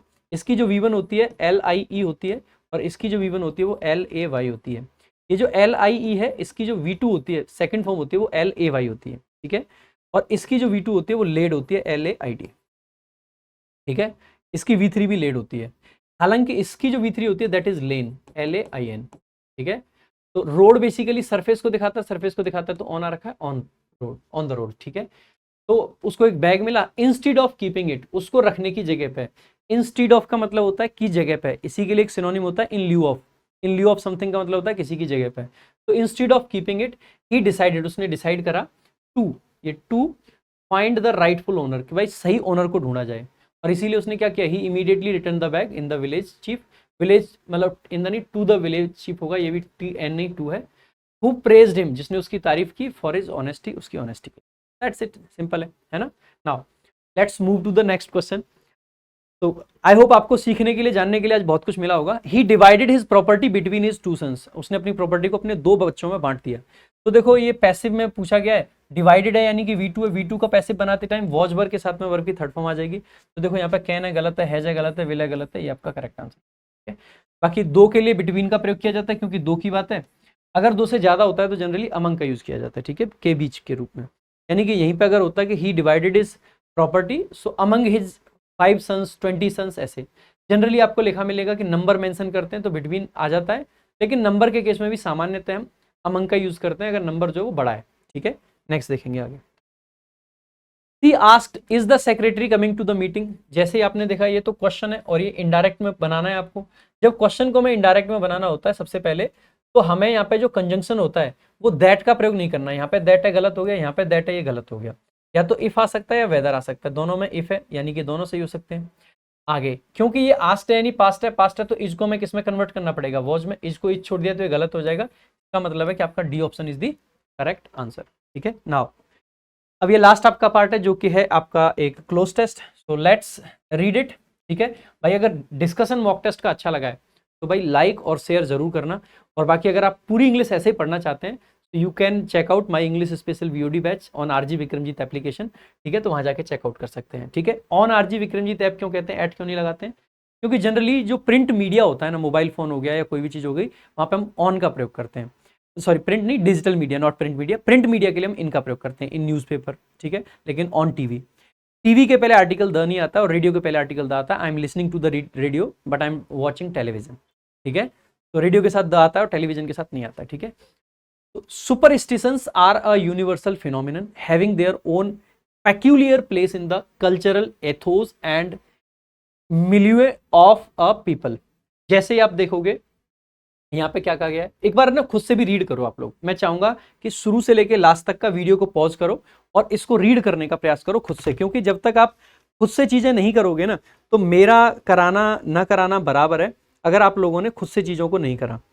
Because भाई मैं हमेशा ये मानता हूं कि जितना एफर्ट मेरा है किसी भी चीज में, उतना बराबर का एफर्ट आप लोगों का भी है, ठीक है। अगर आप लोग नहीं करेंगे तो फिर आपको उतना अच्छे से नहीं होगा, ठीक है, उतना अच्छे से नहीं कर पाओगे। तो ठीक है, आई होप आपने कर लिया होगा। एक बार देख लेते हैं सुपरस्टिशंस बेसिकली क्या होता है। सुपरस्टिशंस जो ना, हम लोग कुछ भी अपने जो कॉन्सेप्ट बना रखे हैं कि बिल्ली रास्ता काट गई, ये सुपरस्टिशन है तो खराब हो जाएगा कुछ। नेवला रास्ता काट गया तो गिर जाओगे। बचपन में हम हमेशा देखते थे कि नेवला रास्ता काट गया अब मत निकलो नहीं तो पटक लग जाएगी नहीं गिर जाएंगे, ठीक है। सो ये सुपरस्टिशन है सबके सब कि ये काम हो गया है, किसी ने छींक मार दी अब ये काम नहीं करना चाहिए, ये तो अनहोनी हो गई, ये सुपरस्टिशन होते हैं। तो सुपरस्टिशंस आर ये क्या है, तो ये क्योंकि प्लूरल सब्जेक्ट है तो आर आपकी वर्ब आ गई। ये एक यूनिवर्सल फिनोमिनन है। आप कहोगे सर यू तो वोवेल है तो ए क्यों आया है, बेटा यहाँ पे साउंड काम करती है ना कि आपके लेटर। यूनिवर्सल में या का साउंड है, यूनिवर्सल या हिंदी के हिसाब से एक कॉन्सोनेंट है, इसीलिए आर्टिकल ए आया है। फिनोमिनन है, ध्यान रखना फिनोमिनन आपका सिंगुलर नाउन होता है, इसका प्लूरल होता है फिनोमिना, तो सिंगुलर नाउन है इसलिए आर्टिकल ए आ रखा है। तो ये एक यूनिवर्सल फिनोमिनन है। हैविंग, अब यहाँ पे वैसे हमें लिखना चाहिए था विच हैव, मतलब विच हैज लिखना चाहिए था, लेकिन उसको रिड्यूस करके हमने पार्टिसिपल बना दिया तो हैविंग आ गया। देयर ओन पेक्यूलियर प्लेस, उनका खुद का एक पेक्यूलियर प्लेस है कहाँ पे, इन दी कल्चरल इथोस। जो कल्चरल इथोस होते हैं, इथोस बेसिकली हमारे जो कॉन्सेप्ट्स हैं एक तरीके से, वो जो हमारे बेसिकली वैल्यूज हैं वो, एंड मिलियू, मिलियू का मतलब होता है बेसिकली बैकग्राउंड, कल्चरल बैकग्राउंड जो है ऑफ अ पीपल। यहाँ पे अ पीपल क्यों लिखा है, पीपल तो प्लूरल नाउन होता है। पीपल यहाँ पे जब पीपल का मतलब होता है किसी पूरी एक प्रजाति के लोग, तो इसका मतलब है कि वहां पे पीपल सिंगुलर होता है। तो यहाँ पे भी हम यही कहना चाह रहे हैं कि सुपरस्टिशंस एक पूरी प्रजाति के अंदर एक बैकग्राउंड का काम करते हैं, एक इथोस का काम करते हैं। ध्यान देना, ये इथोस देखने में प्लूरल लग रहा है लेकिन ये सिंगुलर नाउन होता है, इसीलिए यहाँ पे बेसिकली आपने आर्टिकल ए नहीं है लेकिन ए भी लगता है इसके साथ में, ध्यान देंगे। ठीक है, आगे दे आर अनरीजनड, उनका कोई रीजन नहीं होता है, दे आर अनरीजनड। तो यहाँ पे सुपरस्टिशंस के बारे में कुछ कुछ नेगेटिव बातें करी जाएंगी, यहां से ये समझ आ रहा है।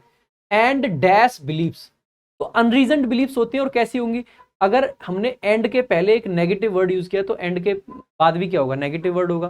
तो रेशनल तो एंटोनिम बन जाएगा अनरीजनड का, ठीक है। रीजनेबल भी नहीं बन सकता, ये भी पॉजिटिव वर्ड है, ठीक है। रेशनल है, ये भी पॉजिटिव वर्ड है, इसका मतलब भी लॉजिकल होता है, तो इरेशनल करेक्ट आंसर हो जाएगा, नेगेटिव शब्द। तो वो अनरीजनड होते हैं, इरेशनल बिलीव्स होते हैं, दैट जो कि ग्रेजुअली बिकम, जो कि धीरे धीरे बन जाते हैं मैटर्स ऑफ फेथ, यानी कि जो सुपरस्टिशंस होता है इनके साथ क्या होता है कि मैटर ऑफ फेथ बन जाता है, हमारा ऐसा मानना है। और अक्सर करके क्या होता है कि अगर हमने ये मान लिया कि कुछ नेगेटिव हमारे साथ होने वाला है, लाइक हम कोई शुरुआत करने वाले थे, किसी ने छींक मार दी, अब बिकॉज हमने अपने मन में इस फेथ के चक्कर में, इस सुपरस्टिशन के चक्कर में ये मान लिया कि अब कुछ गलत होगा, तो जब जो भी काम हम आगे करने वाले हैं तो वहां पे पूरी संभावना है कि हम फुली फोकस्ड नहीं रहेंगे, बिकॉज एक नेगेटिव एलिमेंट हमारे माइंड में ऑलरेडी आ चुका है, तो संभावना कुछ नेगेटिव हो जाएगा। और जैसे ही नेगेटिव हुआ हम ये मान लेंगे कि भाई छींक मारी थी इसीलिए नेगेटिव हो गया। तो ये सुपरस्टिशंस हैं और ये मैटर ऑफ फेथ बन चुके हैं, लोगों का ना फेथ है, ये भरोसा है। इन पे अगर सवाल भी उठाए ना, मेरे जैसे लोग अगर सवाल उठा रहे हैं तो कहेंगे अब तुम बहुत आए, हमारे पुरखों से चली आ रही चीज को आज तुम 4 दिन के नए लड़के 2 किताबें पढ़ के क्वेश्चन करने लग गए, हिम्मत कैसे हुई तुम्हारी। नहीं, ऐसी हालत है, सच्चाई बता रहे हैं हम, ठीक है।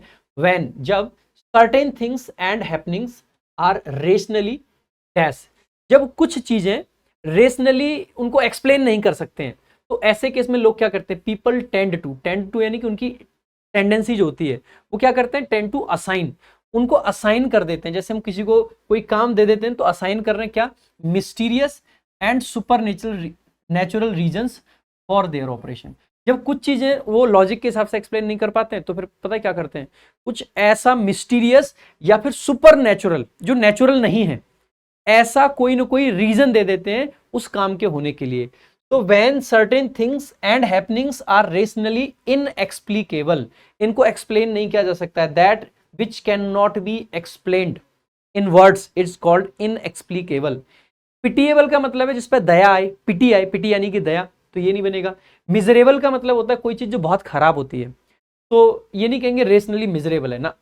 अज्यूमेबल, जिसको अज्यूम किया जा सकता है, तो ये भी नहीं बनेगा, ठीक है। सो ऑब्वियस सी बात है, यहाँ पे इनएक्सप्लिकेबल हो जाएगा, ठीक है। तो लोग उसमें ऐसा करने की कोशिश करते हैं कि कुछ भी ऐसा बता दो, कोई पुरानी सी कहानी सुना दो, कुछ भी सुना दो।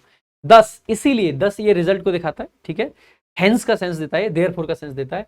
अननेचुरल डिजास्टर, एक कोई भी नेचुरल डिजास्टर इज एक्सप्लेन्ड, उसको एक्सप्लेन किया जाता है in terms of gods dash and the failure of one's project is assigned to the black cat which crossed the path just as one set out on the errand. जैसे आप इसको देखते हो तो एक आ गया, इसीलिए एक नेचुरल डिजास्टर, बाढ़ आ गई, उसको पता है कैसे एक्सप्लेन कर देते हैं लोग, इन टर्म्स ऑफ गॉड्स, ये तो भगवान का गुस्सा है, जो मानव ने आज पाप करे, इतने पापों का घड़ा भर चुका है, अब इसीलिए क्या है, बाढ़ आ रही है। लिटरली ऐसे लॉजिक्स दिए जाते हैं, आपने भी सुने होंगे। कहीं पर कोई कुछ हो गया तो क्या है, अरे पर्याप्त गर्मी बढ़ रही है, गर्मी इसलिए नहीं बढ़ रही है कि लोग पाप कर रहे हैं, गर्मी इसलिए बढ़ रही है क्योंकि ग्लोबल वार्मिंग हो रही है। बाढ़ इसलिए आ रही है क्योंकि मौसम का जो वेदर के जो क्लाइमेट के जो पैटर्न्स हैं वो गड़बड़ हो गए हैं, पेड़ कट गए हैं, ये सब चीजें हो गई हैं। ये इसका मतलब ये नहीं है कि आदमी पाप कर रहा है, आदमी मांस खा रहा है इसीलिए बाढ़ आ रही है, ऐसा नहीं होता है, ठीक है। तो ये आपके क्या है, ये सुपरस्टिशंस को एक्सप्लेन करने के लॉजिक्स हैं। तो इसको गॉड का क्या बता देते हैं कि ये तो भगवान का गुस्सा है जो आप लोगों पर उतार रहे हैं भगवान। तो एक ये वर्ड होता है रीथ, रीथ का मतलब होता है फूलों की माला, ये नहीं बनेगा। लव, क्या भगवान के प्यार की बात कर रहे हैं, नहीं भाई, कोई भी डिजास्टर है तो भगवान का प्यार नहीं हो सकता है वो, ये थोड़ी कहेंगे कि बाढ़ आ गई है तो भगवान का प्यार है, नहीं नहीं, वो नहीं कह सकते। क्या भगवान का फेवर है, ये भी पॉजिटिव वर्ड है। ये होता है रेथ, रेथ का मतलब होता है गुस्सा, तो भगवान का गुस्सा है, गॉड्स रेथ, गॉड्स एंगर, ठीक है, गॉड्स रेज, रेज भी बोल सकते हैं आप। एंड द फेलियर, और किसी के प्रोजेक्ट का जो फेलियर होता है, इज असाइंड, उसको असाइन कर दिया जाता है, किसको, टू द ब्लैक कैट, वो जो काली बिल्ली, विच क्रॉस्ड, जो कि रास्ता काट गई थी, crossed the path, just as, तब one set out, set out का मतलब होता है किसी जर्नी वगैरह को स्टार्ट करना, set out on the errand, errand का मतलब होता है अ शॉर्ट जर्नी, ठीक है, to fetch something, the errand, errand का मतलब बेसिकली जर्नी, एक वर्ड होता है आपका एरेंट, और एरेंट का मतलब होता है पथ भ्रष्ट, और पथ वो वाला पथ नहीं जो रास्ता चलने वाला रास्ता नहीं, मॉरल जो वे है, ठीक है, जो मॉरली करप्ट होता है उसको एरेंट बोलते हैं, तो एरेंड जर्नी है, और एरेंट आपका जो पथभ्रष्ट व्यक्ति होता है उसको बोल देते हैं, ठीक है। आगे, the dash human beings, the dash submissive, primitive, inquisitive और एक्सक्लूसिव, कहा गया है कि the dash human beings were mainly governed by superstition. अब कौन से वाले ह्यूमन बींग्स की बात कर रहे हैं, क्या इनक्यूसिटिव, जो बहुत क्वेश्चन पूछते हैं, नहीं, इनक्यूसिटिव लोग कभी भी सुपरस्टिशंस में नहीं फंसेंगे, जो क्वेश्चन करने की काबिलियत रखते हैं ना, वो सारे के सारे सुपरस्टिशंस को क्वेश्चन कर देंगे कि बिल्ली के रास्ता काट जाने से क्या हो गया भाई, है, तो इनक्यूसिटिव बिल्कुल नहीं हो सकता है। सबमिसिव, सबमिसिव का मतलब होता है दब्बू, तो दब्बू लोग सब जाते हैं, नहीं ये नहीं कह सकते, तो ये भी नहीं होगा। इसके अलावा एक्सक्लूसिव ह्यूमन बींग से कुछ नहीं, एक्सक्लूसिव होता है जो स्पेशल होते हैं। प्रिमिटिव, प्रिमिटिव का मतलब होता है जो बहुत पुराने टाइम के, ठीक है, सो जो पुराने टाइम के ह्यूमन बींग्स थे ये मेनली गवर्न किए जाते थे सुपरस्टिशंस के द्वारा। सुपरस्टिशंस वर वाइड स्प्रेड, ये बहुत दूर दूर तक फैले हुए थे, before the dawn of civilisation, civilisation का उदय होने से पहले ये दूर दूर तक फैले हुए थे। व्हेन, जब, साइंस हैड नॉट एडवांस्ड, जब साइंस आगे नहीं बढ़ी थी, एडवांस्ड का मतलब है आगे आना, ठीक है, सो एडवांस्ड नहीं हुई थी, तो यहाँ पे ये वर्ब के तरीके से यूज हुआ है, हेड के बाद में वर्ब की थर्ड फॉर्म है ये, ठीक है।